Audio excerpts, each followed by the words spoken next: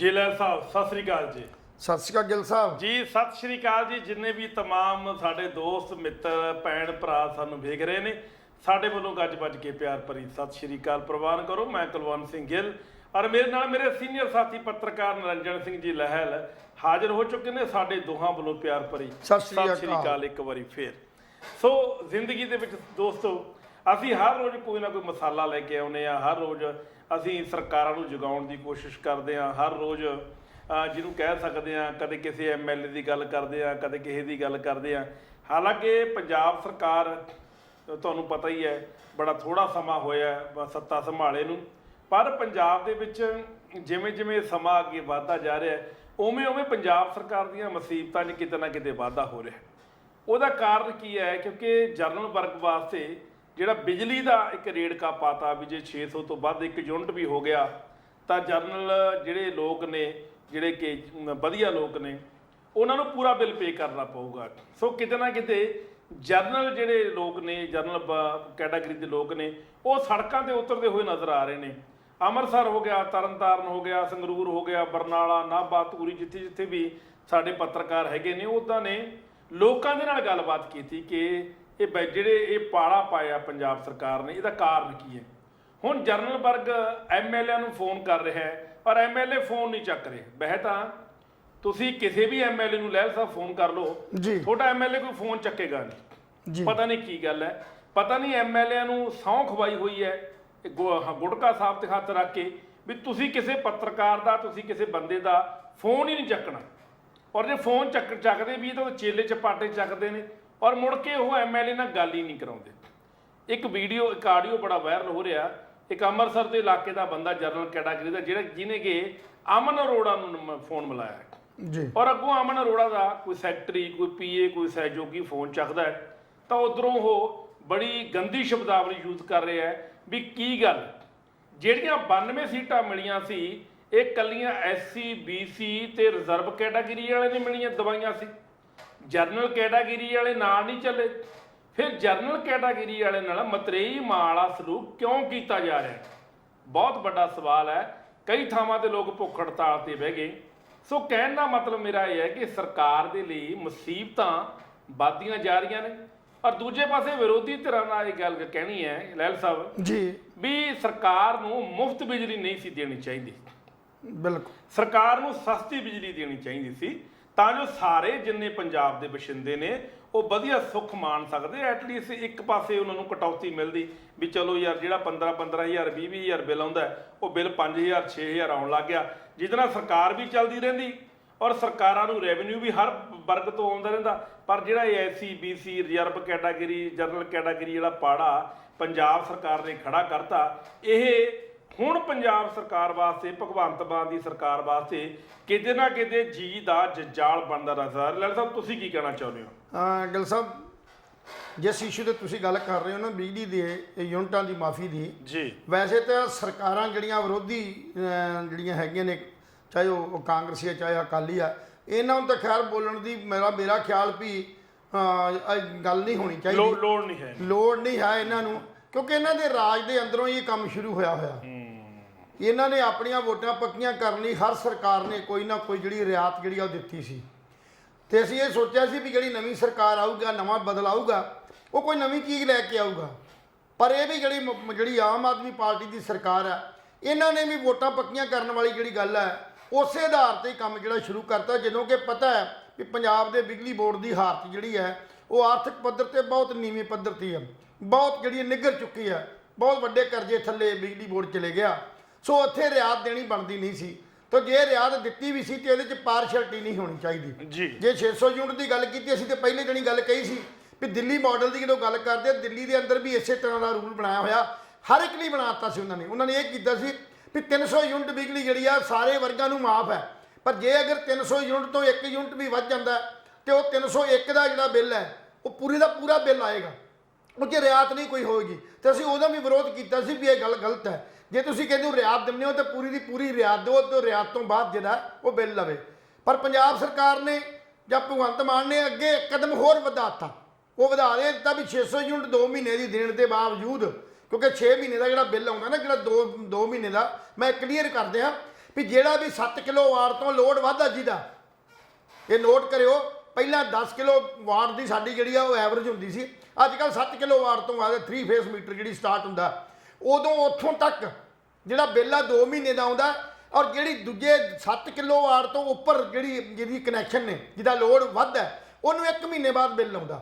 ਸੋ ਇੱਥੇ ਵੀ ਇੱਕ ਡਿਫਰੈਂਸ ਪੈਦਾ ਹੋਣ ਵਾਲੀ ਅਜੇ ਸਿਚੁਏਸ਼ਨ ਆਏਗੀ, ਕਿਉਂਕਿ ਇੱਕ ਟੈਕਨੀਕਲ ਪੁਆਇੰਟ ਆ, ਇਹ ਸ਼ਾਇਦ ਭਗਵੰਤ ਮਾਨ ਨੂੰ ਵੀ ਨਾ ਪਤਾ ਹੋਵੇ ਜਾਂ ਕਿਸੇ ਹੋਰ ਨੂੰ ਨਾ ਪਤਾ ਹੋਵੇ, ਇਹ ਬਿਜਲੀ ਬੋਰਡ ਦੇ ਅਧਿਕਾਰੀਆਂ ਨੂੰ ਹੀ, ਰੈਵਨਿਊ ਡਿਪਾਰਟਮੈਂਟ ਨੂੰ ਹੀ ਪਤਾ ਹੁੰਦਾ ਵੀ 2 ਮਹੀਨੇ ਦਾ ਬਿੱਲ ਕਿਹੜੀ ਕੈਟਾਗਰੀ 'ਚ ਆਉਂਦਾ, 1 ਮਹੀਨੇ ਦਾ ਕਿਹੜਾ ਕੈਟਾਗਰੀ 'ਚ ਆਉਂਦਾ। ਜਿਹੜਾ 2 ਮਹੀਨੇ ਵਾਲਾ ਹੀ ਆਇਆ ਉਹਦੇ 'ਚ ਜਿਹੜੀ ਪਾਰਸ਼ੈਲਿਟੀ ਕਰ ਦਿੱਤੀ ਗਈ ਹੈ, ਇਹ ਬਹੁਤ ਗਲਤ ਹੈ। ਸਾਰੇ ਵਰਗਾਂ ਵੱਲੋਂ ਇਹਦਾ ਵਿਰੋਧ ਕੀਤਾ ਜਾ ਰਿਹਾ। ਸੋ ਇਸ ਕਰਕੇ ਲੋੜ ਤਾਂ ਇਸ ਗੱਲ ਦੀ ਵੀ ਬਿਜਲੀ ਨੂੰ ਸਸਤਾ ਕੀਤਾ ਜਾਂਦਾ ਸਾਡੇ ਕੋਲ, ਕਿਉਂਕਿ 15,000 ਜਿਹੜੀ ਮੈਗਾਵਾਟ ਜਿਹੜੀ ਹੈ ਉਹ ਆਉਣ ਵਾਲੇ ਸਮੇਂ ਸਾਡੀ ਜਿਹੜੀ ਡਿਮਾਂਡ ਵੱਧ ਜਾਣੀ ਆ। ਪਰ ਸਾਰਿਆਂ ਸੋਰਸਾਂ ਦੇ ਉੱਤੋਂ ਜੇ ਆਪਾਂ ਇਕੱਠੀ ਵੀ ਕਰ ਲਈਏ ਤੇ ਸਿਰਫ 9400 ਮੈਗਾਵਾਟ ਜਿਹੜੀ ਬਿਜਲੀ ਆ ਉਹ ਸਾਡੇ ਕੋਲ ਜਿਹੜੀ ਆ ਉਹ ਹੋਏਗੀ ਡੇਲੀ ਦੀ। ਸੋ ਇਹ ਇੰਨਾ ਵੱਡਾ ਘਾਪਾ ਜਿਹੜਾ ਉਹ 2 ਤਰੀਕਿਆਂ ਨਾਲ ਹੀ ਹੱਲ ਹੋਣਾ, ਜਾਂ ਤਾਂ ਉਹ ਸ਼ਟਡਾਊਨ ਉੱਕੇ ਤੌਰ ਤੇ ਕੱਟ ਲਾ ਦੇਣਗੇ, ਜਾਂ ਫਿਰ ਉਹ ਕੱਟ ਜਿਹੜੇ ਨੇ ਲੋਡ ਵਧਣ ਦੇ ਉੱਤੇ ਕੱਟ ਕਰਕੇ ਜਿਹਨੂੰ ਕਹਿੰਦੇ ਨੇ ਸੈਂਕਸ਼ਨ ਲੋ ਉਹ ਹੁੰਦੇ ਨੇ ਕੱਟ, ਜਿਹੜੇ ਕੋਈ ਸ਼ਡਿਊਲ 'ਚ ਨਹੀਂ ਆਉਂਦੇ, ਉਹਨਾਂ ਕੱਟਾਂ ਨੂੰ ਲਾ ਕੇ ਪੂਰਾ ਕੀਤਾ ਜਾਏਗਾ। ਸੋ ਭਗਵੰਤ ਮਾਨ ਦਾ ਜਿਹੜਾ ਇਸ ਇਸ਼ੂ ਦੇ ਉੱਤੇ ਬਹੁਤ ਵੱਡਾ ਵਿਰੋਧ ਜਿਹੜਾ ਪਬਲਿਕ ਤੌਰ ਤੇ ਹੋ ਰਿਹਾ, ਪਬਲਿਕ ਨੂੰ ਹੱਕ ਹੈ, ਕਿਉਂਕਿ ਪਬਲਿਕ ਨੇ ਕੋਈ ਪਾਰਸ਼ੈਲਿਟੀ ਨਹੀਂ ਕੀਤੀ, ਪਬਲਿਕ ਨੇ ਤਾਂ ਸਾਰੀਆਂ ਵੋਟਾਂ ਦਿੱਤੀਆਂ ਬਦਲ ਵਾਸਤੇ ਵੀ ਬਦਲ ਆਏਗਾ। ਪਰ ਜਿੱਦਾਂ ਦੀ ਹਾਲਾਤ ਪੰਜਾਬ ਸਰਕਾਰ ਦੇ ਹੁਣ ਬਣ ਚੁੱਕੇ ਆ ਵੀ ਹਰ ਪਾਸੇ ਤੋਂ ਜਿਹੜੇ ਵਿਰੋਧ ਹੈ ਉਹ ਜਾਰੀ ਹੈ। ਜਿਵੇਂ ਜਿਵੇਂ ਗੱਲ ਅੱਗੇ ਚੱਲੇਗੀ ਇਕੱਲੇ ਪੁਆਇੰਟ ਦੇ ਉੱਤੇ ਆਪਾਂ ਗੱਲ ਕਰਾਂਗੇ ਵੀ ਭਗਵੰਤ ਮਾਨ ਦੀ ਕਿਹੜੇ ਗੱਲਾਂ ਦੇ ਉੱਤੇ ਜਿਹੜਾ ਉਹ ਅੱਜ ਪੰਜਾਬ ਦੇ ਅੰਦਰ ਇੱਕ ਨਵੀਂ ਜਿਹੜੀ ਚਰਚਾ ਸ਼ੁਰੂ ਹੋ ਚੁੱਕੀ ਹੈ।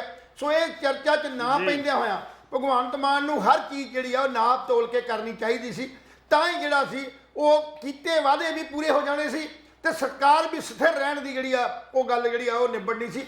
ਸੋ ਇਸ ਕਰਕੇ ਭਗਵੰਤ ਮਾਨ ਨੂੰ ਆਉਣ ਵਾਲੇ ਸਮੇਂ 'ਚ ਅਜੇ ਵੀ ਫੂਕ ਕੇ ਪੈਰ ਧਰਨਾ ਚਾਹੀਦਾ, ਨਹੀਂ ਤੇ ਨਵਾਂ ਜਿਹੜਾ ਵਿਰੋਧ ਹੈ ਇਹ ਸ਼ੁਰੂਆਤ ਹੋ ਗਈ ਹੈ। ਇਹਦੀ ਸ਼ੁਰੂਆਤ ਜਦੋਂ ਹੁੰਦੀ ਆ ਉਦੋਂ ਫਿਰ ਇਹਦਾ ਸੰਘਰਸ਼ਾਂ ਦੇ ਰਾਹ ਪੈਣ ਵੱਲ ਲੋਕੀ ਵਧਣਗੇ, ਜਿਹਦੇ ਨਾਲ ਸਰਕਾਰ ਦੀ ਜਿਹੜੀ ਆ ਉਹ ਤੁਹੀਨ ਜਿਹੜੀ ਆ ਹੋਣੀ ਸ਼ੁਰੂ ਹੋ ਜਾਵੇਗੀ। ਜੀ ਲਹਿਰ ਸਾਹਿਬ, ਇਕੱਲੇ ਆਪਾਂ ਪੰਜਾਬ ਦੀ ਗੱਲ ਨਹੀਂ ਕਰਦੇ, ਪੰਜਾਬ ਤੋਂ ਇਲਾਵਾ 12 ਸੂਬਿਆਂ ਦੇ ਵਿੱਚ ਬਿਜਲੀ ਸੰਕਟ ਮੰਡਰਾ ਰਿਹਾ ਹੈ ਔਰ ਚੇਤਾਵਨੀ ਦਿੱਤੀ ਜਾ ਰਹੀ ਹੈ। ਆਪਾਂ ਕੱਲ ਗੱਲ ਕੀਤੀ ਸੀ ਵੀ ਸ਼੍ਰੀਲੰਕਾ ਦੇ ਵਿੱਚ ਉੱਥੋਂ ਦੀ ਸਰਕਾਰ ਨੇ ਸਭ ਕੁਝ ਵੇਚ ਕੇ ਖਾ ਲਿਆ, ਐਸ਼ੋ ਆਰਾਮ ਤੇ ਪੈਸਾ ਖਰਚ ਕਰਤਾ, ਲੋਕਾਂ ਨੂੰ ਨਕਾਰਾ ਬਣਾਤਾ, ਮੁਫਤ ਸਹੂਲਤਾਂ ਦੇ ਦਿੱਤੀਆਂ। ਅੱਜ ਸ਼੍ਰੀਲੰਕਾ ਦੇ ਵਿੱਚ ਨਾ ਬਿਜਲੀ ਆ ਰਹੀ ਹੈ, ਨਾ ਦਵਾਈਆਂ ਵਾਲੇ ਸਟੋਰ 'ਤੇ ਦਵਾਈਆਂ ਮਿਲ ਰਹੀਆਂ ਨੇ, ਸਬਜ਼ੀਆਂ ਦੇ ਰੇਟ ਅਸਮਾਨ ਨੂੰ ਚੜ੍ਹ ਗਏ, ਲੋਕ ਉੱਥੇ ਭੁੱਖਮਰੀ ਦਾ ਸ਼ਿਕਾਰ ਹੋਏ ਪਏ ਨੇ। ਇਹ ਉੱਥੋਂ ਦੇ ਹਾਲਾਤ ਹੋਏ ਪਏ ਨੇ। ਆਪਾਂ ਨਹੀਂ ਚਾਹੁੰਦੇ ਕਿ ਪੰਜਾਬ ਦੇ ਹਾਲਾਤ ਇਸ ਤਰ੍ਹਾਂ ਦੇ ਹੋਣ, ਕਿਉਂਕਿ ਪੰਜਾਬ ਇਹ ਗੁਰੂਆਂ ਪੀਰਾਂ ਦੀ ਧਰਤੀ ਹੈ। ਲੇਕਿਨ ਜੇ ਸਰਕਾਰ ਦੀ ਕਰਜ਼ਾ ਲੈਣ ਦੀ ਪਾਲਿਸੀ ਇੱਦਾਂ ਹੀ ਜਾਰੀ ਰਹੀ ਤਾਂ ਇਹ ਦਿਨ ਦੂਰ ਨਹੀਂ ਕਿ ਪੰਜਾਬ ਦੇ ਵਿੱਚ ਬਲੈਕ ਆਊਟ ਹੈ। ਅੱਜ ਜਿੱਥੇ ਸਾਡਾ ਇਹ ਪ੍ਰੋਗਰਾਮ ਰਿਕਾਰਡ ਹੋ ਰਿਹਾ ਹੈ ਸਟੂਡੀਓ ਦੇ ਵਿੱਚ 7 ਘੰਟਿਆਂ ਬਾਅਦ ਲਾਈਟ ਆਈ ਹੈ। ਅੱਜ 7 ਘੰਟਿਆਂ ਦਾ ਕੱਟ ਸੀ। ਇਹ ਕੱਟ ਜਿਹੜਾ ਹੈ ਅੱਜ ਅਪ੍ਰੈਲ ਮਹੀਨੇ, ਜਿਸ ਤਰ੍ਹਾਂ ਟੋਰਾਂਟੋ ਦੇ ਵਿੱਚ ਅਪ੍ਰੈਲ ਮਹੀਨੇ ਵਿੱਚ ਬਰਫ਼ਬਾਰੀ ਹੋਣ ਲੱਗੀ, ਇੱਥੇ ਅਪ੍ਰੈਲ ਦੇ ਵਿੱਚ ਕੱਟ ਲੱਗਣੇ ਸ਼ੁਰੂ ਹੋ ਗਏ। ਸਰਕਾਰ ਦੇਖੋ, ਸਰਕਾਰ ਦੀ ਪਾਲਿਸੀ ਵੇਖੋ, ਸਰਕਾਰ ਕਹਿੰਦੀ ਹੈ ਫ੍ਰੀ ਬਿਜਲੀ, ਦੂਜੇ ਪਾਸੇ ਸਰਕਾਰ ਨੇ ਬਿਜਲੀ ਨਹੀਂ ਦੇਣੀ ਤਾਂ ਫਿਰ ਆਪੀ ਫ੍ਰੀ ਹੈ। ਜਦੋਂ ਮੀਟਰਾਂ ਦੇ ਵਿੱਚ ਲਾਈਟ ਹੀ ਨਹੀਂ ਆਉਣੀ, ਲੋਕਾਂ ਦੇ ਘਰੇ ਪੱਖੇ ਨਹੀਂ ਚੱਲਣੇ ਤਾਂ ਫਿਰ ਮਹਾਰਾਜ ਰੱਬ ਹੀ ਬੇਲੀ ਹੈ। ਉਧਰੋਂ ਪੰਜਾਬ ਸਰਕਾਰ ਇਹ ਗੱਲ ਕਹਿ ਰਹੀ ਹੈ ਲਹਿਲ ਸਾਹਿਬ ਜੀ ਕਿ ਪਿਛਲੀਆਂ ਸਰਕਾਰਾਂ ਨੇ ਬਿਲਕੁਲ 3 ਲੱਖ ਕਰੋੜ ਦਾ ਕਰਜ਼ਾ ਚੜਾਤਾ। ਇਹ ਹੁਣ ਅਗਲਾ ਸਵਾਲ ਚੱਲ ਪਿਆ ਜੀ, ਬਿਜਲੀ ਵਾਲਾ ਐਪੀਸੋਡ ਆਪਾਂ ਖਤਮ ਕਰਦੇ ਹਾਂ। 3 ਲੱਖ ਕਰੋੜ ਦਾ ਕਰਜ਼ਾ ਕਰਤਾ ਪਰ ਪੰਜਾਬ ਦਾ ਵਿਕਾਸ ਨਹੀਂ ਹੋਇਆ। ਹੁਣ ਫਾਈਨਾਂਸ ਮਿਨਿਸਟਰ ਪੰਜਾਬ ਹਰਪਾਲ ਸਿੰਘ ਚੀਮਾ ਦਾ ਇੱਕ ਬਿਆਨ ਆਇਆ ਹੈ, ਉਹ ਕਹਿੰਦਾ ਵੀ ਅਸੀਂ ਵਿਜੀਲੈਂਸ ਇਨਕੁਆਇਰੀ ਕਰਾਵਾਂਗੇ ਸਾਰੇ ਫੰਡ ਦੀ, ਵੀ ਇਹ ਫੰਡ ਕਿੱਥੇ ਕਿੱਥੇ ਖਰਚਿਆ ਗਿਆ, ਕਿਵੇਂ ਖਰਚਿਆ ਗਿਆ। ਮਤਲਬ ਹੁਣ ਹੋਣਾ ਕੀ ਹੈ, ਸਰਕਾਰ ਕੋਲੇ ਹੁਣ ਹੋਰ ਕੋਈ ਕੰਮ ਨਹੀਂ ਰਿਹਾ, ਸਰਕਾਰ ਹੁਣ ਇਨਕੁਆਇਰੀਆਂ ਦੇ ਵਿੱਚ ਟਾਈਮ ਖਰਾਬ ਕਰੂਗੀ। ਸਰਕਾਰ ਕੋਲੇ ਵਿਕਲਪ ਸੀ ਜਿਹੜੇ ਕੇਜਰੀਵਾਲ ਦੇ ਭਗਵੰਤ ਮਾਨ ਸਾਹਿਬ ਵੱਡੀਆਂ ਗੱਲਾਂ ਕਰਦੇ ਸੀ ਵੀ ਆਹ ਤਾਂ ਜੀ ਇੰਨੇ ਪੈਸੇ ਲਿਖ ਲਓ, 33,000 ਕਰੋੜ ਲਿਖ ਲਓ, ਆਹ ਜੀ 32,000 ਕਰੋੜ ਲਿਖ ਲਓ, ਐਦਾਂ ਗੱਲ ਕਰਦੇ ਸੀ ਨਾ, ਐਦਾਂ ਹੀ ਗੱਲ ਹੁੰਦੀ ਸੀ ਨਾ। ਇਹ ਦਿੱਤੇ ਕਿੰਨੇ ਲੋਕਾਂ ਨੂੰ? 10,000 ਕਰੋੜ। कितने बचे? इतने बच गए। तो भाई मैं तो पंजाब को चला रहा हूँ, केजरीवाल साहब यही गल कही थी। पर हुण स्ट्रैटेजी चेंज हो गई, जुबान चेंज हो गई इन्हां दोनों लीडरां दी। हुण शब्द नहीं निकल रहे, ਹੁਣ ਦੱਸੋ ਉਹ 33,000 ਕਰੋੜ 42,000 ਕਰੋੜ ਗਿਆ ਕਿੱਥੇ ਤੁਹਾਡਾ? ਮੰਨ ਲਓ ਕੋਈ ਨੋ ਡਾਊਟ ਟਾਈਮ ਹਜੇ ਘੱਟ ਹੋਇਆ, ਤੁਸੀਂ ਸਕੀਮਾਂ ਬਣਾ ਰਹੇ ਹੋ, ਪਾਲਿਸੀਆਂ ਬਣਾ ਰਹੇ ਹੋ, ਪਰ ਬਾਬਾ ਜੀ ਜਿਹੜੀ ਇਹ ਫ੍ਰੀ ਬਿਜਲੀ ਵਾਲੀ ਸਕੀਮ ਸੀ ਇਹ 6 ਮਹੀਨੇ ਲੇਟ ਕਰ ਲੈਂਦੇ। ਤੁਹਾਨੂੰ ਕਿਸੇ ਪੰਡਤ ਨੇ ਧਾਗਾ ਕਰਾਇਆ ਸੀ ਵੀ ਤੁਸੀਂ 2 ਮਹੀਨੇ ਬਾਅਦ ਇਹ ਲਾਂਚ ਕਰਨੀ ਹੈ ਸਕੀਮ, ਸਿਰਫ ਤੁਸੀਂ ਆਪਣੀ ਇੱਜ਼ਤ ਬਚਾਉਣ ਵਾਸਤੇ। ਤੁਸੀਂ ਲੋਕਾਂ ਨੂੰ ਮੁਫਤ ਦੀਆਂ ਸਹੂਲਤਾਂ ਦੇਣ ਵਾਸਤੇ ਕਰਜ਼ਾ ਚੁੱਕੋਗੇ। ਉਹ ਕਮਲਿਓ, ਤੁਸੀਂ ਪਹਿਲਾਂ ਰੈਵਨਿਊ ਤਾਂ ਜਨਰੇਟ ਕਰਦੇ। ਜੇ 33-34,000 ਕਰੋੜ ਤੁਹਾਡੇ ਕੋਲੇ ਆ ਜਾਂਦਾ ਕੀ ਹੋਗਾ ਜੀ? 1000 ਕਰੋੜ ਦੀ ਬਿਜਲੀ ਫ੍ਰੀ ਕਰ ਦਿੰਦੇ, ਪਰ ਤੁਹਾਡੇ ਕੋਲ ਤਾਂ ਆਈ ਕੱਖ ਨਹੀਂ ਹਰੇ। ਸਵਾਲ ਤਾਂ ਇਹ ਹੈ ਨਹੀਂ ਜੀ, ਜਿਸ ਢੰਗ ਨਾਲ ਇਹ ਸਵਾਲ ਕਰ ਰਹੇ ਨੇ ਨਾ ਸਾਡੇ ਫਾਈਨਾਂਸ ਮਿਨਿਸਟਰ ਜੀ, ਫਾਈਨਾਂਸ ਮਿਨਿਸਟਰ ਪਿਛਲੇ 5 ਸਾਲ ਵਿਰੋਧੀ ਪਾਰਟੀ ਦਾ ਵਿਧਾਨ ਸਭਾ ਚ ਲੀਡਰ ਸੀ, ਵਿਰੋਧੀ ਲੀਡਰ ਸੀ, ਤੇ ਇੱਕ ਵਿਰੋਧੀ ਲੀਡਰ ਨੂੰ ਜਿਹੜੀ ਆ ਉਹ ਕੈਬਨਿਟ ਦੇ ਬਰਾਬਰ ਦੇ ਮੰਤਰੀ ਦੀ ਪਾਵਰ ਹੁੰਦੀ ਆ। ਉਦੋਂ ਇਹ ਗੱਲ ਨਹੀਂ ਹੋਈ। ਉਸ ਵੇਲੇ ਤੇ ਇਹਨਾਂ ਨੇ ਜਿਹੜੇ ਬਾਕੀ ਵੀ ਇਹਨਾਂ ਦੇ ਐਮਐਲਏ ਸੀ ਉਦੋਂ ਕਦੇ ਸਵਾਲ ਨਹੀਂ ਚੁੱਕਿਆ। ਜਿਸ ਢੰਗ ਨਾਲ ਤੁਸੀਂ ਹੁਣ ਜਿਹੜੇ ਪੈਸੇ ਖਜ਼ਾਨੇ ਦੇ ਵੱਡੇ ਵੱਡੇ ਇਸ਼ਤਿਹਾਰਾਂ 'ਚ, ਟੈਲੀਵਿਜ਼ਨਾਂ 'ਚ, ਔਰ ਈਵਨ ਇੱਥੋਂ ਤੱਕ ਇਹ ਤਾਂ ਪੰਜਾਬ ਹੈ, ਤੁਸੀਂ ਤੇ ਗੁਜਰਾਤ ਦੇ ਵਿੱਚ ਜਾ ਕੇ ਬੜੇ ਬੜੇ ਵੱਡੇ ਜਿਹੜੇ ਪੰਜਾਬ ਦੇ ਪੋਸਟਰ ਲਾਏ ਆ ਔਰ ਉੱਥੋਂ ਦੀ ਭਾਸ਼ਾ 'ਚ ਲਾਏ ਹੋਏ ਨੇ। ਇਹ ਜਿਹੜਾ ਪੈਸਾ ਇਹ ਇਸੇ ਖਜ਼ਾਨੇ 'ਚੋਂ ਗਿਆ। ਪਹਿਲੀ ਗੱਲ ਤਾਂ ਇਹ ਆ ਵੀ ਇਸ 3 ਲੱਖ ਕਰੋੜ ਦੇ ਕਰਜ਼ੇ ਦੀ ਤੁਸੀਂ ਇਨਕੁਆਇਰੀ ਕਰਾਓ, ਇਹ ਤਾਂ ਬੜੀ ਵਧੀਆ ਖੁਸ਼ੀ ਵਾਲੀ ਗੱਲ ਹੈ। ਪਰ ਨਾਲ ਜਿੱਦਣ ਦਾ ਤੁਸੀਂ ਚਾਰਜ ਸੰਭਾਲਿਆ, ਦਰਬਾਰ ਸਾਹਿਬ ਮੱਥਾ ਟੇਕਣ ਤੋਂ ਲੈ ਕੇ ਜਿਹੜਾ ਤੁਸੀਂ ਪਖੰਡ ਰਚਿਆ ਖੜਕੜ ਕਲਾਂ 'ਚ, ਉਹ ਦਰਬਾਰ ਸਾਹਿਬ ਜਿਹੜਾ ਵੱਡਾ ਸ਼ੋਅ ਕੀਤਾ ਦਰਸ਼ਨ ਕਰਨ ਵੇਲੇ, ਉਹ ਤੇ ਤੀਸਰਾ ਜਿਹੜਾ ਤੁਸੀਂ ਗੁਜਰਾਤ 'ਚ ਜਾ ਕੇ ਵੱਡੇ ਵੱਡੇ ਪੋਸਟਰ ਜਿਹੜੇ ਭਗਵੰਤ ਮਾਨ ਤੇ ਕੇਜਰੀਵਾਲ ਦੇ ਸਰਕਾਰ ਦੇ ਲਾਏ ਨੇ, ਇਹਨਾਂ ਦੇ ਖਰਚੇ ਕਿਹੜੇ ਖਜ਼ਾਨੇ 'ਚੋਂ ਆਏ ਨੇ? ਉਸ ਖਜ਼ਾਨੇ ਦੀ ਪੜਚੋਲ ਵੀ ਕੀਤੀ ਜਾਵੇ। ਇਹਦੇ ਉੱਤੇ ਵੀ ਇੱਕ ਈਡੀ ਜਾਂ ਕਿ CBI ਦੀ ਜਾਂਚ ਜਿਹੜੀ ਨਿਰਪੱਖ ਕਰਾ ਲਈ ਜਾਏ। ਬਿਲਕੁਲ। ਅਸੀਂ ਬਹੁਤ ਪਹਿਲਾਂ ਗੱਲ ਕਹੀ ਸੀ ਵੀ ਪੰਜਾਬ ਦੀ ਸਰਕਾਰ ਨੂੰ ਚਾਰਜ ਲੈਣ ਤੋਂ ਬਾਅਦ, ਮੰਤਰੀਆਂ ਦੇ ਅਨਾਉਂਸ ਕਰਨ ਤੋਂ ਬਾਅਦ ਸਾਰੇ ਹੀ ਮਹਿਕਮੇ, ਚਾਹੇ ਉਹ 200 ਆ, ਚਾਹੇ 250 ਆ, ਚਾਹੇ 300 ਆ, ਇਹਨਾਂ ਸਾਰਿਆਂ ਮਹਿਕਮਿਆਂ ਦੀ ਜਿਹੜੀ ਵਿੱਤੀ ਹਾਲਤ ਹੈ, ਉਸ ਵਿੱਤੀ ਹਾਲਤ ਨੂੰ ਵਾਈਟ ਪੇਪਰ ਜਾਰੀ ਕੀਤਾ ਜਾਵੇ ਵੀ ਪਿਛਲੀ ਸਰਕਾਰ ਇਹਨਾਂ ਮਹਿਕਮਿਆਂ ਦੇ ਅੰਦਰ ਜਿੰਨੇ ਫੰਡ ਇਹਨਾਂ ਨੂੰ ਇਸ਼ੂ ਹੋਏ ਨੇ, ਉਹਨਾਂ ਸਾਰਿਆਂ ਫੰਡਾਂ ਦੇ ਵਿੱਚ ਕਿੰਨੇ ਫੰਡ ਖਰਚੇ ਗਏ ਨੇ, ਕਿਹੜੇ ਕੰਮਾਂ ਦੀ ਖਰਚੇ ਗਏ ਨੇ, ਕਿੰਨੇ ਉਹ ਘਾਟੇ 'ਚ ਗਏ ਨੇ, ਤੇ ਕਿੰਨਾ ਸਾਡੇ ਕੋਲ ਬੈਲੈਂਸ ਵਧਿਆ। ਕਈ ਥਾਵਾਂ ਦੇ ਉੱਤੇ ਗ੍ਰਾਂਟਾਂ ਜਿਹੜੀਆਂ ਨੇ ਨਾ, ਜਿਹੜੀਆਂ ਪਾਰਲੀਮੈਂਟ ਮੈਂਬਰਾਂ ਨੂੰ, ਰਾਜ ਸਭਾ ਮੈਂਬਰਾਂ ਨੂੰ ਜਾਂ MLAs ਨੂੰ ਗ੍ਰਾਂਟਾਂ ਜਿਹੜੀਆਂ ਇਸ਼ੂ ਹੁੰਦੀਆਂ, ਉਹ ਅਣਵਰਤੀਆਂ ਗ੍ਰਾਂਟਾਂ ਜਿਹੜੀਆਂ ਨੇ 5 ਸਾਲਾਂ ਬਾਅਦ ਵਾਪਸ ਚਲੇ ਜਾਂਦੀਆਂ ਨੇ। ਕਿਉਂ ਜਾਂਦੀਆਂ ਨੇ? ਕੁਝ ਇਹੋ ਜਿਹੀਆਂ ਗ੍ਰਾਂਟਾਂ ਨੇ ਜਿਹੜੀਆਂ ਗ੍ਰਾਂਟਾਂ ਮਿਲਦੀਆਂ ਤੇ ਸੜਕਾਂ ਤੇ ਨਾਲੇ ਪੱਕੇ ਕਰ ਲਈ ਆ, ਤੇ ਤੁਸੀਂ ਵਰਤਦੇ ਕਿੱਥੇ ਹੋ? ਮੁਲਾਜ਼ਮਾਂ ਦੀਆਂ ਤਨਖਾਹਾਂ 'ਚ। ਤੁਸੀਂ ਵਰਤਦੇ ਕਿੱਥੇ ਹੋ? ਬਾਲ ਵਿਕਾਸ ਦੇ ਪ੍ਰੋਗਰਾਮਾਂ 'ਚ। ਤੁਸੀਂ ਵਰਤਦੇ ਕਿੱਥੇ ਹੋ? ਗਣਤੰਤਰ ਦਿਵਸ ਮਨਾਉਣ ਦੇ ਵਿੱਚ। ਸੋ ਇਹ ਜਿਹੜਾ 3 ਲੱਖ ਕਰੋੜ ਦਾ ਕਰਜ਼ਾ ਛੱਡ ਕੇ ਗਏ ਨੇ, ਉਹ ਤੁਹਾਡੇ ਜਿਹੜਾ ਸ਼ੁਰੂਆਤ ਤੁਸੀਂ ਕੀਤੀ ਆ, ਇਸੇ ਹੀ ਤਰ੍ਹਾਂ ਉਹ ਵੀ ਇਹ ਕੰਮ ਕਰਦੇ ਰਹੇ ਨੇ। ਉਹ ਵੀ ਇਹ ਪੁੱਠੀਆਂ ਸਿੱਧੀਆਂ ਜਿਹੜੀਆਂ ਸਕੀਮਾਂ ਚਲਾ ਕੇ ਉਹਨਾਂ ਸਕੀਮਾਂ ਦੇ ਉੱਤੇ ਖਰਚਦੇ ਰਹੇ ਨੇ। ਤੇ ਉਹ ਸਕੀਮਾਂ ਜਿਹੜੀਆਂ ਤੁਸੀਂ ਅੱਜ ਕਰਦੇ ਹੋ, 500 ਕਰੋੜ ਦਾ ਪ੍ਰੋਜੈਕਟ ਬਣਾ ਕੇ 800 ਕਰੋੜ ਰੁਪਏ ਦੇ ਬਿੱਲ ਪਾਸ ਕਰਾਏ ਗਏ, ਇਹ ਤੁਹਾਡੇ ਵੱਲੋਂ ਵੀ ਇਦਾਂ ਹੀ ਹੋ ਰਿਹਾ। ਤੁਸੀਂ ਆਪਣੇ ਗਿਰੇਬਾਨ 'ਚ ਝਾਕ ਕੇ ਵੇਖੋ, ਤੁਹਾਡੇ ਜਿਹੜੇ ਮੰਤਰੀ ਨੇ ਉਹਨਾਂ ਦੇ ਖਿਲਾਫ ਅੱਜ ਪੰਜਾਬ ਦੇ ਇਲਾਕੇ 'ਚ ਬਾਬ ਹੋ ਰਹੀ ਹੈ। ਡਾਕਟਰ ਬਲਜੀਤ ਕੌਰ ਦੇ ਵਿਹੜੇ 'ਚ ਉੱਥੇ ਮਲੋਟ, ਜਦੋਂ ਆਮ ਆਦਮੀ ਪਾਰਟੀ ਦੇ ਉਹਨਾਂ ਸਰਗਰਮ ਵਰਕਰਾਂ ਨੇ, ਜਿਨ੍ਹਾਂ ਨੇ ਦਿਨ ਰਾਤ ਕਰਕੇ ਝੂਠ ਛੱਪਾ ਬੋਲ ਕੇ ਲੋਕਾਂ ਨੂੰ ਲਾਰੇ ਲਾ ਕੇ ਡਾਕਟਰ ਬਲਜੀਤ ਕੌਰ ਨੂੰ ਜਿਤਾਇਆ ਸੀ, ਤੇ ਕੱਲ ਧੱਕੇ ਮਾਰ ਕੇ ਉਹਨਾਂ ਨੂੰ ਬਾਹਰ ਕੱਢ ਦਿੱਤਾ ਗਿਆ ਔਰ ਉਹਨਾਂ ਨੂੰ ਸਸਪੈਂਡ ਕਰ ਦਿੱਤਾ ਗਿਆ ਵਰਕਰਾਂ ਨੂੰ। ਔਰ ਉਹਨਾਂ ਦੀ ਬਿਆਨ ਹੈ, ਉਹ ਬੋਲ ਰਹੇ ਨੇ ਵੀ ਸਾਨੂੰ ਇਸ ਇਮਾਨਦਾਰੀ ਦਾ ਇਨਾਮ ਮਿਲਿਆ। ਔਰ ਇਸੇ ਤਰ੍ਹਾਂ ਜਿਸ ਬੰਦੇ ਨੇ MLA ਨੇ ਸੁਖਬੀਰ ਬਾਦਲ ਨੂੰ ਹਰਾਇਆ, ਤੁਸੀਂ ਬਹੁਤ ਵੱਡੇ ਪੋਸਟਰ ਲਾਏ ਵੀ ਅਸੀਂ ਬਹੁਤ ਵੱਡਾ ਸ਼ੇਰ ਮਾਰ ਲਿਆ। ਸ਼ੇਰ ਕਿਹੜਾ ਮਾਰਿਆ? ਸੁਖਬੀਰ ਬਾਦਲ ਨੂੰ ਹਰਾਇਆ। ਔਰ ਉਹਦੇ ਇਲਾਕੇ ਦੇ ਸਮੁੱਚੇ ਵਰਕਰ ਅੱਜ ਇਹ ਗੱਲ ਕਹਿ ਰਹੇ ਨੇ ਵੀ ਕੱਲ ਜਦੋਂ ਅਸੀਂ ਮਿਲਣ ਵਾਸਤੇ MLA ਨੂੰ ਗਏ, ਸਾਨੂੰ ਧੱਕੇ ਮਾਰ ਕੇ ਬਾਹਰ ਕੱਢ ਦਿੱਤਾ ਗਿਆ। ਉਹ ਤੁਸੀਂ ਇਸੇ ਜਿਹੜੀਆਂ ਇਨਕੁਆਇਰੀਆਂ ਕਰਾਉਣੀਆਂ, ਪੰਜਾਬ ਦੇ ਲੋਕ ਤੁਹਾਡੇ ਨਾਲ ਨੇ, ਸਭ ਕੁਝ ਤੁਹਾਡੇ ਨਾਲ ਨੇ। ਪਰ ਜਿੱਦਾਂ ਦੀਆਂ ਸਕੀਮਾਂ ਤੁਸੀਂ ਅਨਾਉਂਸ ਕਰ ਰਹੇ ਹੋ, ਹੁਣ ਇਸੇ ਸਕੀਮ ਤੇ ਫਿਰ ਦੁਬਾਰਾ ਆਉਂਦੇ ਆ, ਬਿਜਲੀ ਬੋਰਡ ਦੀ ਗੱਲ ਕਰਦੇ ਆ। ਤੇ ਬਿਜਲੀ ਬੋਰਡ ਦੇ ਅੰਦਰ ਜਿਹੜੀ ਤੁਸੀਂ ਰਿਆਤ ਦੇ ਰਹੇ ਹੋ, ਇਹ ਰਿਆਤ ਦੇ ਪੈਸੇ ਆਉਣਗੇ ਕਿੱਥੋਂ?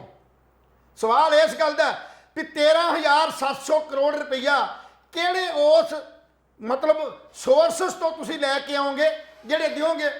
ਜਿਹੜੇ 12 ਸੂਬੇ ਅੱਜ ਬਿਜਲੀ ਦੇ ਸੰਕਟ ਨੂੰ ਹੰਢਾ ਰਹੇ ਨੇ ਜਾਂ ਆਉਣ ਵਾਲੇ ਸਮੇਂ 'ਚ ਬਲੈਕ ਆਊਟ ਹੋਣ ਵਾਲੀ ਹੈ, ਉਹਨਾਂ ਸਾਰਿਆਂ 'ਚ ਇਹੀ ਇਸ਼ੂ ਹੈ।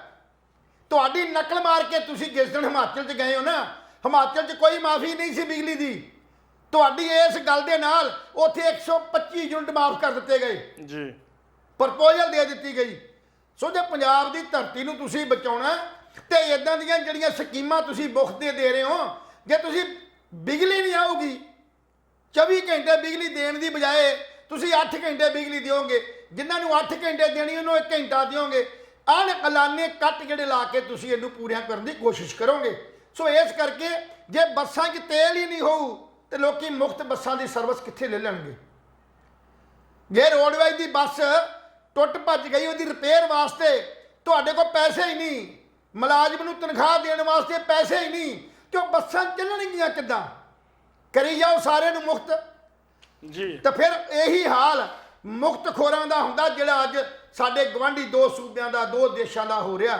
ਸੋ ਚੰਗਾ ਹੋਵੇ ਵੀ ਜਿਹੜੀ ਇਹ ਕੁੱਤੇ ਖਾਣੀ ਸ਼ੁਰੂ ਹੋਈ ਹੈ ਨਾ, ਸ਼ਬਦ ਤਾਂ ਵੈਸੇ ਕੁੱਤੇ ਖਾਣੀ ਨਹੀਂ ਕਹਿਣਾ ਚਾਹੀਦਾ, ਕਹਿਣਾ ਤੇ ਇਹ ਚਾਹੀਦਾ ਵੀ ਜੋ ਤੁਹਾਡਾ ਅੱਜ ਹਾਲਾਤ ਹੋ ਸ਼ੁਰੂ ਹੋਏ ਨੇ, ਇਹ ਨਵੇਂ ਜਿਹੜੇ ਪਹਿਲੀਆਂ ਸਰਕਾਰਾਂ ਸੀ ਇਹ ਉੱਦਾਂ ਦਾ ਹੀ ਵਿਹਾਰ ਚੱਲ ਰਿਹਾ। ਔਰ ਸਾਰੇ ਜਿਹੜੇ ਲੋਕ ਨੇ ਉਹ ਇਹੀ ਕਹਿਣਾ ਸ਼ੁਰੂ ਕਰ ਦਿੱਤਾ ਵੀ ਭਗਵੰਤ ਮਾਨ ਵੀ ਆਮ ਨਾਲੋਂ ਖਾਸ ਪਾਰਟੀ ਦੇ ਰੂਪ 'ਚ ਪੇਸ਼ ਹੋ ਰਿਹਾ। ਸੋ ਕਹਿਣ ਦਾ ਕਰਨ ਨਾਲ ਇਹ ਜਿਹੜਾ ਫਰਕ ਪੈਂਦਾ, ਸੋ ਇਹ ਫਰਕ ਜਿਹੜਾ ਮਹਿਸੂਸ ਕਰ ਰਿਹਾ ਹਰ ਥਾਂ ਦੇ ਉੱਤੇ ਜਿਹੜੀ ਤੁਸੀਂ ਹੈ ਉਹ ਵੱਡੇ ਵੱਡੇ ਇਸ਼ਤਿਹਾਰ ਲੈ ਕੇ 2500 ਨੌਕਰੀਆਂ 3500 ਪੱਕੇ ਕਰਤੇ, 1000 ਰੁਪਇਆ ਜਨਾਨੀਆਂ ਨੂੰ ਦੇਤਾ, ਲੇਡੀਜ਼ ਨੂੰ ਦੇਤਾ, ਇੱਦਾਂ ਦੇ ਜਿਹੜੇ ਇਸ਼ਤਿਹਾਰ ਨੇ ਉੱਥੇ ਦੇ ਕੇ ਇਸ ਸਰਕਾਰੀ ਫੰਡ ਦੀ ਲੁੱਟ ਕਰਨੀ ਸ਼ੁਰੂ ਕਰ ਦਿੱਤੀ ਆ। ਇਸੇ ਕਰਕੇ ਹੀ ਤੁਹਾਨੂੰ ਨਵਾਂ ਹੋਰ ਲੋਨ ਜਿਹੜਾ ਲੈਣਾ ਪਏਗਾ। ਬਿਜਲੀ ਬੋਰਡ ਨੇ ਤੇ 500 ਕਰੋੜ ਦੇ ਕਰਜ਼ੇ ਵਾਸਤੇ ਅਪਲਾਈ ਕਰ ਦਿੱਤਾ, ਤੇ ਇਸ ਕਰਜ਼ੇ ਦੀ ਜਿਹੜੀ ਕਿਸ਼ਤ ਹੈ, ਜਿਹੜਾ ਵਿਆਜ ਹੈ, ਉਹ 500 ਕਰੋੜ ਚੋਂ ਪੂਰਾ ਕਰਨਾ ਪਰ ਹੋਣਾ ਨਹੀਂ, ਕਿਉਂਕਿ 1500 ਕਰੋੜ ਰੁਪਈਆ ਬਿਜਲੀ ਬੋਰਡ ਨੇ ਇਸ ਵਿੱਤੀ ਸਾਲ 'ਚ ਵਿਆਜ ਦਾ ਮੋੜਨਾ। ਭਾਰਤ ਸਰਕਾਰ ਨੂੰ ਜਾਂ ਪੰਜਾਬ ਸਰਕਾਰ ਨੂੰ ਜਿੰਨਾ 3 ਲੱਖ ਕਰੋੜ ਦਾ ਕਰਜ਼ਾ ਹੈ, ਜਿਹੜਾ ਮਤਲਬ ਕਰਜ਼ੇ ਥੱਲੇ ਆ, ਉਹਦਾ ਵਿਆਜ ਹੀ ਇੰਨਾ ਜ਼ਿਆਦਾ ਹੈ ਵੀ ਜਿੰਨਾ ਤੁਸੀਂ ਹੋਰ ਪੈਸਾ ਲਓਗੇ ਵਿਆਜ 'ਚ ਚਲੇ ਜਾਏਗਾ ਔਰ ਉਹ ਰਕਮ ਖੜੀ ਦੀ ਖੜੀ ਰਹੇਗੀ। ਸੋ ਇਸ ਕਰਕੇ ਜਿਸ ਰਾਹ ਤੇ ਤੁਸੀਂ ਚੱਲੇ ਹੋ ਇਹ ਰਾਹ ਵੀ ਬਹੁਤ ਮਾੜਾ ਹੈ। ਇਹ ਉਸੇ ਤਰ੍ਹਾਂ ਰਾਹ ਹੈ ਜਿਹੜਾ ਉਹ ਹੈ। ਅਗਰ ਤੁਸੀਂ ਇਹ ਇਨਕੁਆਇਰੀ ਕਰਾਉਂਦੇ ਹੋ ਤੇ ਉਹ ਸਾਰੀਆਂ ਇਨਕੁਆਇਰੀਆਂ ਕਰਾਓ ਜਿਹੜੀਆਂ ਇਨਕੁਆਇਰੀਆਂ ਤੁਹਾਡੇ ਇਸ ਨਜਾਇਜ਼ ਖਰਚਿਆਂ ਨਾਲ ਸੰਬੰਧਿਤ ਹੈ। ਜੀ ਉਧਰੋਂ ਜੀ ਹੁਣ ਲੇਟੈਸਟ ਸਾਡੇ ਕੋਲੇ ਖਬਰ ਹੱਥ ਆਈ ਹੈ, ਠੇਕਾ ਮੁਲਾਜ਼ਮ ਲਹਿਲ ਸਾਹਿਬ ਜੀ ਉਹਨਾਂ ਨੇ ਭਗਵੰਤ ਮਾਨ ਸਾਹਿਬ ਦੇ ਖਿਲਾਫ ਮੋਰਚਾ ਖੋਲਣ ਦਾ ਐਲਾਨ ਕਰਤਾ ਜੀ। ਇਹਦੇ ਵਿੱਚ ਕਾਫੀ ਕੁਝ ਨੇ, ਇਹਦੇ ਵਿੱਚ ਆਪਰੇਟਰ ਵੀ ਨੇ, ਪੰਪ ਆਪਰੇਟਰ ਵੀ ਨੇ, ਮਾਲੀ ਵੀ ਹੈ, ਚੌਂਕੀਦਾਰ ਵੀ ਹੈ, ਫਿਟਰ ਵੀ ਹੈ, ਹੈਲਪਰ ਵੀ ਹੈ, ਪੈਟਰੋਲਮੈਨ ਵੀ ਹੈ, ਸੀਵਰੇਜ ਮੈਨ ਵੀ ਹੈ, ਸੇਵਾਦਾਰ ਹੈ, ਦਫ਼ਤਰਾਂ ਵਿੱਚ ਕੰਪਿਊਟਰ ਆਪਰੇਟਰ ਵੀ ਨੇ, ਲੇਜ਼ਰ ਕੀਪਰ ਵੀ ਨੇ, ਬਿੱਲ ਕਲਰਕ ਵੀ ਨੇ, ਕਾਫੀ ਕੁਝ ਹੈ। ਬੇਰੁਜ਼ਗਾਰ ਅਧਿਆਪਕ ਯੂਨੀਅਨ ਵੀ ਵਾਲੇ ਨੇ, ਜਿਹੜੇ ਲੰਬੇ ਸਮੇਂ ਤੋਂ ਠੇਕੇ ਤੇ ਬੈਠੇ ਸੀ, ਉਹਨਾਂ ਨੇ ਕਿਹਾ ਵੀ ਜੇ ਸਾਡੀਆਂ ਮੰਗਾਂ ਨਾ ਮੰਨੀਆਂ ਤਾਂ 20 ਅਪ੍ਰੈਲ ਨੂੰ ਜ਼ਿਲ੍ਹਾ ਪੱਧਰੀ ਮੀਟਿੰਗਾਂ ਕਰਨ ਉਪਰੰਤ ਵਰਕਰਾਂ ਨੂੰ ਲਾਮਬੰਦ ਕੀਤਾ ਜਾਵੇਗਾ। ਸੋ ਲਹਿਲ ਸਾਹਿਬ ਜੇ ਸਭ ਤੁਹਾਡੀ ਨੌਲੇਜ ਚ ਲਿਆ ਦਿਆਂ, ਇਹ ਵੀ ਸਰਕਾਰ ਨੇ ਸੰਗਰੂਰ ਇਹਦੇ ਘਰ ਦੇ ਮੂਹਰੇ ਲਗਾਤਾਰ ਬੇਰੁਜ਼ਗਾਰ ਅਧਿਆਪਕ ਯੂਨੀਅਨ ਜਿਹੜੀ ਹੈ, ਜਿਹੜੇ ਕੱਚੇ ਮੁਲਾਜ਼ਮ ਸੀ ਅਧਿਆਪਕ ਜਿਹੜੇ ਨੇ, ਜਿਹੜੇ ਟੈਟ ਪਾਸ ਨੇ, ਬੀਐਡ ਨੇ, ਐਮਐਡ ਨੇ, ਐਮਐਸਸੀ ਨੇ, ਉਹ ਸਾਰਿਆਂ ਨੇ ਧਰਨਾ ਲਾਇਆ ਹੋਇਆ। ਔਰ ਉਹ ਧਰਨੇ ਤੇ ਬੈਠੇ ਹੋਏ ਨੇ। ਆਪਾਂ ਪਹਿਲਾਂ ਤੈਨੂੰ ਯਾਦ ਹੋਊ ਗੱਲ ਕਹੀ ਸੀ ਵੀ ਸ਼ੁਕਰ ਆ ਰੱਬ ਨੇ ਮੋਹਾਲੀ ਖਰੜ ਵਾਲਾ ਸੀਐਮ ਨਹੀਂ ਬਣਾਇਆ। ਮੈਂ ਕਿਹਾ ਬਚ ਗਏ, ਬਚ ਗਏ ਅਸੀਂ, ਕਿਤੇ ਸਾਡੇ ਰਾਹ ਵੀ ਬੰਦ ਹੋਣੇ ਸੀ। ਲਹਿਲ ਸਾਹਿਬ 111 ਸੁਣ, ਮੈਂ ਲਹਿਲ ਸਾਹਿਬ ਦੀ ਗੱਲ ਵਿੱਚ ਕੱਟਣ ਲੱਗਿਆ। 111 ਦਿਨ ਲਹਿਲ ਸਾਹਿਬ ਤੁਸੀਂ ਦੱਸੋ, 111 ਦਿਨ ਅਸੀਂ ਜਿਸ ਤਰ੍ਹਾਂ ਮੋਹਾਲੀ ਆਪਣੇ ਖਰੜ 'ਚ ਕੱਟੇ ਆ ਉਹ ਸਾਨੂੰ ਪਤਾ। ਲੋਕ ਦੁੱਧ ਲੈਣ ਨਹੀਂ ਸੀ ਜਾ ਸਕਦੇ, ਬੱਚੇ ਜਿਹੜੇ ਸਕੂਲ 'ਚ ਮਾਂ ਤੋਂ ਛੱਡਣ ਨਹੀਂ ਸੀ ਜਾ ਸਕਦੇ, ਔਰ ਅਰਦਾਸਾਂ ਕਰਦੇ ਸੀ ਸੱਚਾ ਪਾਤਸ਼ਾਹ ਇਹ ਵਾਪਸ ਲੈ ਲਾ, ਇਹ ਚਲੇ ਜਾ। ਉਦੋਂ ਹੀ ਅਸੀਂ ਕਿਹਾ ਸੀ ਜੜੌਤ ਵਾਲਿਆਂ ਨੂੰ, ਆਪਣੇ ਕੀ ਇਹਨਾਂ ਪਿੰਡ ਭਗਵੰਤ ਮਾਨ ਦੇ ਪਿੰਡ ਵਾਲਿਆਂ ਨੂੰ ਇਹ ਗੱਲ ਕਹੀ, ਸਤੌਜ ਵਾਲਿਆਂ ਨੂੰ ਵੀ ਹੁਣ ਤੁਸੀਂ ਜ਼ਮੀਨਾਂ 'ਚੋਂ ਖੇਤਾਂ ਦੇ ਵਿੱਚੋਂ ਰਾਹ ਲੱਭੋ, ਖੇਤਾਂ 'ਚ ਪਹੀਆਂ ਬਣਾਓ ਜਿਹਦੇ ਨਾਲ ਤੁਸੀਂ ਸ਼ਹਿਰ ਜਾਇਆ ਕਰਨਾ, ਕਿਉਂਕਿ ਇੱਥੇ ਭਗਵੰਤ ਮਾਨ ਦੇ ਹੁਣ ਮੇਲੇ ਲੱਗਿਆ ਕਰਨੇ ਨੇ ਤੇ ਉਹ ਮੇਲੇ ਦੀ ਸ਼ੁਰੂਆਤ ਸੰਗਰੂਰ ਦੇ ਪਿੰਡ ਤੋਂ, ਸੰਗਰੂਰ ਸ਼ਹਿਰ ਤੋਂ, ਇਹਦੇ ਮਕਾਨ ਤੋਂ ਸ਼ੁਰੂ ਹੋਈ ਹੈ। ਸੋ ਇਸ ਕਰਕੇ ਇਹ ਗੱਲ ਕਹਿ ਦੇਣੀ ਬੜੀ ਸੌਖੀ ਹੈ ਵੀ ਅਸੀਂ ਚੰਦ ਦਿਨਾਂ 'ਚ ਇੱਥੇ ਜਿਹੜੀ ਆ ਸਮੱਸਿਆ ਦੂਰ ਕਰ ਦਿਆਂਗੇ। ਹੋਰ ਤੇ ਹੋਰ ਛੱਡੋ, ਇਹ ਕੱਚੇ ਮੁਲਾਜ਼ਮਾਂ ਦੀ ਗੱਲ ਗਿੱਲ ਸਾਹਿਬ ਨੇ ਕਹੀ ਹੈ ਵੀ ਇਹ 20 ਤਰੀਕ ਤੋਂ ਬਾਅਦ ਅਲਟੀਮੇਟਮ ਹੈ, ਉਹਦੇ ਨਾਲ ਨਾਲ ਸਰਕਾਰੀ ਅਧਿਕਾਰੀਆਂ ਦੀ ਗੱਲ ਕਰਦਾ ਮੈਂ, ਤਹਿਸੀਲਦਾਰ, ਨਾਇਬ ਤਹਿਸੀਲਦਾਰ, ਉਹਨਾਂ ਨੇ ਮੋਰਚਾ ਜਾਂ ਉਹ ਮਾਲ ਅਧਿਕਾਰੀ, ਉਹਨਾਂ ਸਾਰਿਆਂ ਨੇ ਇੱਕ ਮੋਰਚਾ ਖੋਲ ਦਿੱਤਾ ਹੈ। ਉਹਨਾਂ ਨੇ ਕਿਹਾ ਵੀ ਇਹਨੂੰ ਹੜਤਾਲ ਨਾ ਮੰਨਿਆ ਜਾਵੇ। ਉਹਦਾ ਕਾਰਨ ਕੀ ਹੈ? ਕਿਉਂਕਿ ਆਪ ਉਹ ਮੈਜਿਸਟਰੇਟ ਨੇ, ਕਿਉਂਕਿ ਉਹ ਹਾਈ ਕੋਰਟ ਨੇ ਜਿਸ ਵੇਲੇ ਦਿੱਲੀ ਮੋਹਾਲੀ ਆਪਣੇ ਚੰਡੀਗੜ੍ਹ ਦੇ ਬਿਜਲੀ ਕਰਮਚਾਰੀਆਂ ਨੇ ਜਦੋਂ ਕਿ ਉਹ ਵੱਧ ਕੇ ਜਾ ਰਿਹਾ ਸੀ ਬਿਜਲੀ ਬੋਰਡ, ਧੱਕੇ ਨਾਲ ਉਹਨੂੰ ਪ੍ਰਾਈਵੇਟ ਕਰਤਾ। ਉਹਦੇ ਖਿਲਾਫ ਜਦੋਂ ਚੰਡੀਗੜ੍ਹ ਦੇ ਕਰਮਚਾਰੀਆਂ ਨੇ, ਬਿਜਲੀ ਕਰਮਚਾਰੀਆਂ ਨੇ ਹੜਤਾਲ ਤੇ ਚਲੇ ਗਏ ਤੇ ਹਾਈ ਕੋਰਟ ਨੇ ਆਰਡਰ ਕਰ ਦਿੱਤਾ ਵੀ ਹੜਤਾਲ ਤੇ ਜਿਹੜੇ ਗਏ ਬੰਦੇ ਨੇ ਸਾਰੇ ਅੰਦਰ ਦੇ ਦਿੱਤੇ ਜਾਣ, ਗੈਰ ਕਾਨੂੰਨੀ ਕਰਾਰ ਦੇ ਦਿੱਤਾ ਗਿਆ। ਇਹ ਉਹੀ ਮੈਜਿਸਟਰੇਟ ਨੇ ਜਿਨ੍ਹਾਂ ਕੋਲ ਪਾਵਰਾਂ ਨੇ। ਨਾਇਬ ਤਹਿਸੀਲਦਾਰ ਤੇ ਤਹਿਸੀਲਦਾਰ ਕਦੇ ਮੈਜਿਸਟਰੇਟ, ਇਲਾਕਾ ਮੈਜਿਸਟਰੇਟ ਹੁੰਦੇ ਨੇ। ਸੋ ਉਹਨਾਂ ਨੂੰ ਇਹ ਡਰ ਹੈ ਕਿ ਇਹ ਹੜਤਾਲ ਜਿਹੜੀ ਜਾਂ ਇਹ ਕੋਈ ਅਨਾਉਂਸਮੈਂਟ ਜਿਹੜੀ ਹੈ ਉਹ ਸਾਨੂੰ ਕਿਤੇ ਕਾਨੂੰਨੀ ਪ੍ਰਕਿਰਿਆ 'ਚ ਨਾ ਫਸਾ ਦੇਵੇ। ਔਰ ਇਹਨਾਂ ਨੇ ਇੱਕ ਸ਼ਬਦ ਲਿਖਤਾ, ਪਰ ਉਹਨਾਂ ਨੇ ਚੇਤਾਵਨੀ ਦਿੱਤੀ ਹੈ ਕਿ ਅਸੀਂ ਫੀਲਡ 'ਚ ਕੋਈ ਕੰਮ ਨਹੀਂ ਕਰਾਂਗੇ। ਸਾਡੀਆਂ ਗੱਡੀਆਂ 'ਚ ਤੇਲ ਜਿਹੜਾ ਸਰਕਾਰ ਪਵਾਵੇ, ਸਰਕਾਰੀ ਕੰਮਾਂ ਲਈ ਜੇ ਭੇਜੇਗਾ ਸਾਨੂੰ ਬਿੱਲ ਦੇਵੇ, ਸਾਨੂੰ ਪੈਸੇ ਦੇਣ। ਜਿੰਨੇ ਵੀ ਕੰਮ ਨੇ ਉਹਨਾਂ ਕੰਮਾਂ ਨੂੰ ਉਹਨਾਂ ਨੇ ਗਣਾਇਆ ਵੀ ਇਹ ਕੰਮ ਅਸੀਂ ਫੀਲਡ 'ਚ ਜਾ ਕੇ ਕਦੇ ਨਹੀਂ ਕਰਾਂਗੇ। ਅਗਰ ਜੇ ਭਗਵੰਤ ਮਾਨ ਨੇ, ਆਮ ਆਦਮੀ ਪਾਰਟੀ ਦੀ ਸਰਕਾਰ ਨੇ ਸਾਡੀਆਂ ਆਹ ਗੱਲਾਂ ਨਾ ਮੰਨੀਆਂ ਤਾਂ ਆਪਾਂ ਭ੍ਰਿਸ਼ਟਾਚਾਰ ਤੇ ਕਹਿ ਹੀ ਦਿੰਦੇ ਹਾਂ ਸੌਖਾ ਵੀ ਇੱਥੇ ਭ੍ਰਿਸ਼ਟਾਚਾਰ ਹੋ ਰਿਹਾ, ਇੱਥੇ ਆ ਹੋ ਰਿਹਾ। ਮੈਂ ਕੱਲ ਵੀ ਬੋਲਿਆ ਸੀ ਵੀ ਉਹ ਤਹਿਸੀਲਦਾਰ ਜਾਂ ਨਾਇਬ ਤਹਿਸੀਲਦਾਰ ਜਿਹਨੂੰ ਕੋਟਾ ਲੱਗਾ ਹੁੰਦਾ ਵੀ ਤੂੰ 8 ਰਜਿਸਟਰੀਆਂ ਜਾਂ 10 ਰਜਿਸਟਰੀਆਂ ਜਿਹੜੀਆਂ ਇੱਕ ਦਿਨ 'ਚ ਕਰਨੀਆਂ ਤੇ ਰੈਵਨਿਊ ਲੈ ਕੇ ਆਉਣਾ, ਔਰ ਉਹਦੇ ਕੋਲ ਸਟਾਫ ਨਹੀਂ ਹੈ, ਉਹਦੇ ਕੋਲ ਬੰਦੇ ਨਹੀਂ ਹੈ, ਪਰ ਉਹਨੇ ਆਪਣੇ ਪ੍ਰਾਈਵੇਟ ਬੰਦੇ ਜਿਹੜੇ ਆਪਣੀ ਤਨਖਾਹ 'ਚੋਂ ਜਾਂ ਆਪਣੀ ਰਿਸ਼ਵਤਖੋਰੀ ਦੇ ਪੈਸਿਆਂ 'ਚੋਂ ਰੱਖੇ ਹੁੰਦੇ ਨੇ, ਉਹਨੂੰ ਮਜਬੂਰੀ ਵਸ ਉਹਨਾਂ ਲੋਕਾਂ ਤੋਂ ਪੈਸੇ ਲੈ ਕੇ ਇਹਨਾਂ 'ਚ ਵੰਡਣੇ ਪੈਂਦੇ ਨੇ। ਜੇ ਸਰਕਾਰ ਇਸ ਸਿਸਟਮ ਨੂੰ ਸੁਧਾਰਨ ਦੀ ਗੱਲ ਕਰੇ ਤਾਂ ਆਪਣੇ ਇਹਨਾਂ ਅਧਿਕਾਰੀਆਂ ਦੀ ਇਹ ਗੱਲ ਸੁਣ ਕੇ ਸ਼ਾਇਦ ਉਹਨਾਂ ਨੂੰ ਪਤਾ ਲੱਗ ਗਿਆ ਹੋਵੇ ਵੀ ਆਮ ਮਜ਼ਦੂਰ, ਆਮ ਕਿਸਾਨ, ਆਮ ਲੋਕ ਦੇ ਹੜਤਾਲ ਸਰਕਾਰਾਂ ਦੇ ਖਿਲਾਫ ਕਰਦੇ ਨੇ। ਔਰ ਉਦੋਂ ਸ਼ਰਮ ਆਉਣੀ ਚਾਹੀਦੀ ਹੈ ਸਰਕਾਰ ਨੂੰ ਜਦੋਂ ਉਹਦੇ ਸਰਕਾਰ ਦੇ ਅਧਿਕਾਰੀ ਜਿਹੜੇ ਨੇ ਉਹ ਸੜਕਾਂ ਤੇ ਆ ਜਾਂਦੇ ਨੇ। ਬਿਲਕੁਲ ਲਹਿਰ ਸਾਹਿਬ ਦੇਖੋ, ਸਭ ਤੋਂ ਵੱਡੀ ਗੱਲ ਇਹ ਹੈ ਕਿ ਭਗਵੰਤ ਮਾਨ ਨੇ ਦੇਖੋ ਸਹੀ ਨੀਤ ਨਾਲ ਕੰਮ ਸ਼ੁਰੂ ਕੀਤਾ ਸੀ, ਕੋਈ ਸ਼ੱਕ ਵਾਲੀ ਗੱਲ ਨਹੀਂ ਹੈ ਨਾ। ਇਮਾਨਦਾਰ ਬੰਦਾ ਹੈ, ਕਦੇ ਕਿਸੇ ਤੋਂ ਪੈਸਾ ਨਹੀਂ ਖਾਧਾ ਉਹਨੇ ਵਿਚਾਰੇ ਨੇ, ਕਦੇ ਕਿਸੇ ਨੂੰ ਗੁੰਮਰਾਹ ਕਰਨ ਦੀ ਕੋਸ਼ਿਸ਼ ਨਹੀਂ ਕੀਤੀ ਹੈ ਨਾ। ਔਰ ਵਿਜੀਲੈਂਸ ਵਿਭਾਗ ਜਿਹੜਾ ਹੈ ਬਹੁਤ ਸਰਗਰਮ ਹੋ ਚੁੱਕਿਆ ਹੈ। ਔਰ ਦੂਜੀ ਸਭ ਤੋਂ ਵੱਡੀ ਗੱਲ ਹੈ ਜਿਹੜੇ ਈਡੀ ਨੇ ਉਹ ਬੜੇ ਸਰਗਰਮ ਹੋ ਚੁੱਕੇ ਨੇ। ਅੱਜ ਮੋਹਾਲੀ, ਕੱਲ੍ਹ ਦੀ ਗੱਲ ਹੈ, ਮੋਹਾਲੀ ਦੀ ਜਿਹੜੀ ITI ਹੈ ਜਿੱਥੇ ਸ਼ਮਸ਼ੇਰ ਪ੍ਰਖਾਲਵੀ ਨਾਂ ਦਾ ਇੱਕ ਸ਼ਖਸ ਜਿਹੜਾ ਆਪਦੇ ਆਪ ਨੂੰ ਪਹਿਲਾਂ ਕਾਉਂਸਲਰ ਵੀ ਕਹਿੰਦਾ ਸੀ, ਉਹ ਉੱਥੋਂ ਦਾ ਪ੍ਰਿੰਸੀਪਲ ਹੈ, 50,000 ਰੁਪਏ ਦੀ ਰਿਸ਼ਵਤ ਲੈਂਦੇ ਆ ਕੱਲ੍ਹ ਉਹ ਫੜਿਆ ਗਿਆ ਰੰਗੇ ਹੱਥੀਂ। ਵਿਜੀਲੈਂਸ ਨੇ ਫੜ ਲਿਆ, ਅੱਜ ਉਹਨੂੰ ਕੋਰਟ 'ਚ ਪੇਸ਼ ਕੀਤਾ। ਹੁਣ ਤੁਸੀਂ ਦੇਖੋ ਵੀ ਵਿਜੀਲੈਂਸ ਵੀ ਬੜਾ ਸਰਗਰਮ ਹੈ, MLA ਵੀ ਬੜੇ ਸਰਗਰਮ ਨੇ, ਲੇਕਿਨ ਇਹਨਾਂ ਦੀ ਸਰਗਰਮੀ ਕਿਤੇ ਨਾ ਕਿਤੇ ਰੰਗ ਲਿਆਉਂਦੀ ਨਜ਼ਰ ਨਹੀਂ ਆ ਰਹੀ। ਕਾਰਨ ਕੀ ਹੈ? ਹੁਣ MLA ਜਿਹੜੇ ਨੇ ਉਹ ਥਾਣਿਆਂ 'ਚ ਜਾ ਕੇ ਛਾਪੇ ਮਾਰ ਰਹੇ ਨੇ, MLA ਹਸਪਤਾਲਾਂ ਵਿੱਚ ਜਾ ਕੇ ਡਾਕਟਰਾਂ ਨਾਲ ਲੜਾਈਆਂ ਕਰ ਰਹੇ ਨੇ, MLA ਹੋਰ ਥਾਵਾਂ ਤੇ ਜਾ ਕੇ ਅੱਜ ਹੁਣ ਜਿਵੇਂ ਮੋਹਾਲੀ ਵਿੱਚ DC ਦਫ਼ਤਰ ਦੇ ਵਿੱਚ ਅਚਨਚੇਤ ਚੈਕਿੰਗ ਕਰ ਲਈ। ਇਹ MLA ਦੇ ਕੰਮ ਨਹੀਂ ਹੈਗੇ ਲਹਿਲ ਸਾਹਿਬ ਜੀ, ਇਹ ਪ੍ਰਸ਼ਾਸਨਿਕ ਲੋਕਾਂ ਦੇ ਕੰਮ ਨੇ, ਹਨਾ। DC ਇਸ ਗੱਲ ਦੀ ਨਜ਼ਰਸਾਨੀ ਕਰੇ, SDM ਨਜ਼ਰਸਾਨੀ ਕਰੇ, ਉਹ ਲੌਬੀ ਇੱਕ ISPCS ਲੌਬੀ ਹੈ। ਮੈਨੂੰ ਇਹ ਲੱਗਦਾ ਹੈ ਵੀ ਜੇ ਇੱਦਾਂ ਹੀ ਛਾਪੇ ਮਾਰਦੇ ਰਹੇ ਤਾਂ ISPCS ਲੌਬੀ ਵੀ ਨਾਰਾਜ਼ ਕਰ ਲੈਣੀ ਹੈ, ਇਹਨਾਂ ਨੇ ਡਾਕਟਰ ਵੀ ਨਾਰਾਜ਼ ਕਰ ਲੈਣੇ ਨੇ। ਉਧਰੋਂ ਦੇਵ ਮਾਨ ਆਪਦੇ ਹਲਕੇ ਦੇ ਵਿੱਚ ਇੱਕ ਡਾਕਟਰ ਨਾਲ ਲੜਦਾ ਹੋਇਆ ਨਜ਼ਰ ਆ ਰਿਹਾ, ਠੀਕ ਹੈ, ਉਹਨੂੰ ਕਹਿ ਰਿਹਾ ਕਿ ਮੈਂ MLA ਹਾਂ। ਉਧਰੋਂ ਕਈ ਥਾਵਾਂ ਤੇ MLA ਦੀਆਂ ਇਸ ਤਰ੍ਹਾਂ ਦੀਆਂ ਖਬਰਾਂ ਆ ਰਹੀਆਂ ਜਿੱਥੇ MLA ਥਾਣਿਆਂ ਦੇ ਵਿੱਚ ਸ਼ਰੇਆਮ ਮਤਲਬ ਇਹ ਗੱਲ ਨਹੀਂ ਕਿ ਉਹ ਪੁੱਠਾ ਕੰਮ ਕਰ ਰਹੇ ਨੇ, ਮਾੜਾ ਕੰਮ ਨਹੀਂ ਕਰ ਰਹੇ। ਜੇ ਕੋਈ ਪੁਲਿਸ ਵਾਲਾ ਐਸੇ ਹੀ ਸ਼ਰਾਬ ਪੀ ਰਿਹਾ ਬੈਠਾ ਤਾਂ ਉਹਨੂੰ ਜਾ ਕੇ ਉਹਨੂੰ ਸੁਚੇਤ ਕਰ ਰਹੇ ਵੀ ਤੇਰੀ ਆਹ ਡਿਊਟੀ ਹੈ। ਜਿਸ ਤਰ੍ਹਾਂ ਡੇਰਾਬੱਸੀ ਦੇ ਵਿੱਚ ਇੱਕ ਸਬ ਇੰਸਪੈਕਟਰ ਸ਼ਰੇਆਮ ਸ਼ਰਾਬ ਪੀਂਦਾ ਫੜਿਆ ਗਿਆ, ਉੱਥੋਂ ਦੇ ਜਿਹੜੇ MLA ਸੀ ਉਹ ਉੱਥੇ ਗਏ, ਬਕਾਇਦਾ ਉਹਨੇ ਵੀਡੀਓ ਵਾਇਰਲ ਕੀਤਾ ਔਰ ਉਸ ਵੀਡੀਓ ਦੀ ਚਰਚਾ ਵੀ ਹੋਈ। ਲੇਕਿਨ ਮੈਂ MLA ਸਾਹਿਬ ਨਾਲ ਇੱਕ ਗੱਲ ਕਰਨਾ ਚਾਹੁੰਦਾ ਵੀ ਇਹ ਇਕੱਲੇ ਇੱਕ ਥਾਣੇ ਦੀ ਸਮੱਸਿਆ ਨਹੀਂ ਹੈ, ਇਹ ਪੰਜਾਬ ਦੇ ਹਰ ਥਾਣੇ ਦੀ ਸਮੱਸਿਆ। ਰਾਤ ਨੂੰ 11 ਵਜੇ ਤੋਂ ਬਾਅਦ ਸ਼ਰਾਬਾਂ ਦੇ ਦੌਰ ਚੱਲਦੇ ਨੇ। 11 ਵਜੇ ਤੋਂ ਬਾਅਦ ਕੁੰਡੇ ਨਹੀਂ ਖੁੱਲਦੇ ਥਾਣਿਆਂ ਦੇ। 11 ਵਜੇ ਤੋਂ ਬਾਅਦ ਕੋਈ ਗੱਲਬਾਤ ਨਹੀਂ ਸੁਣਦਾ।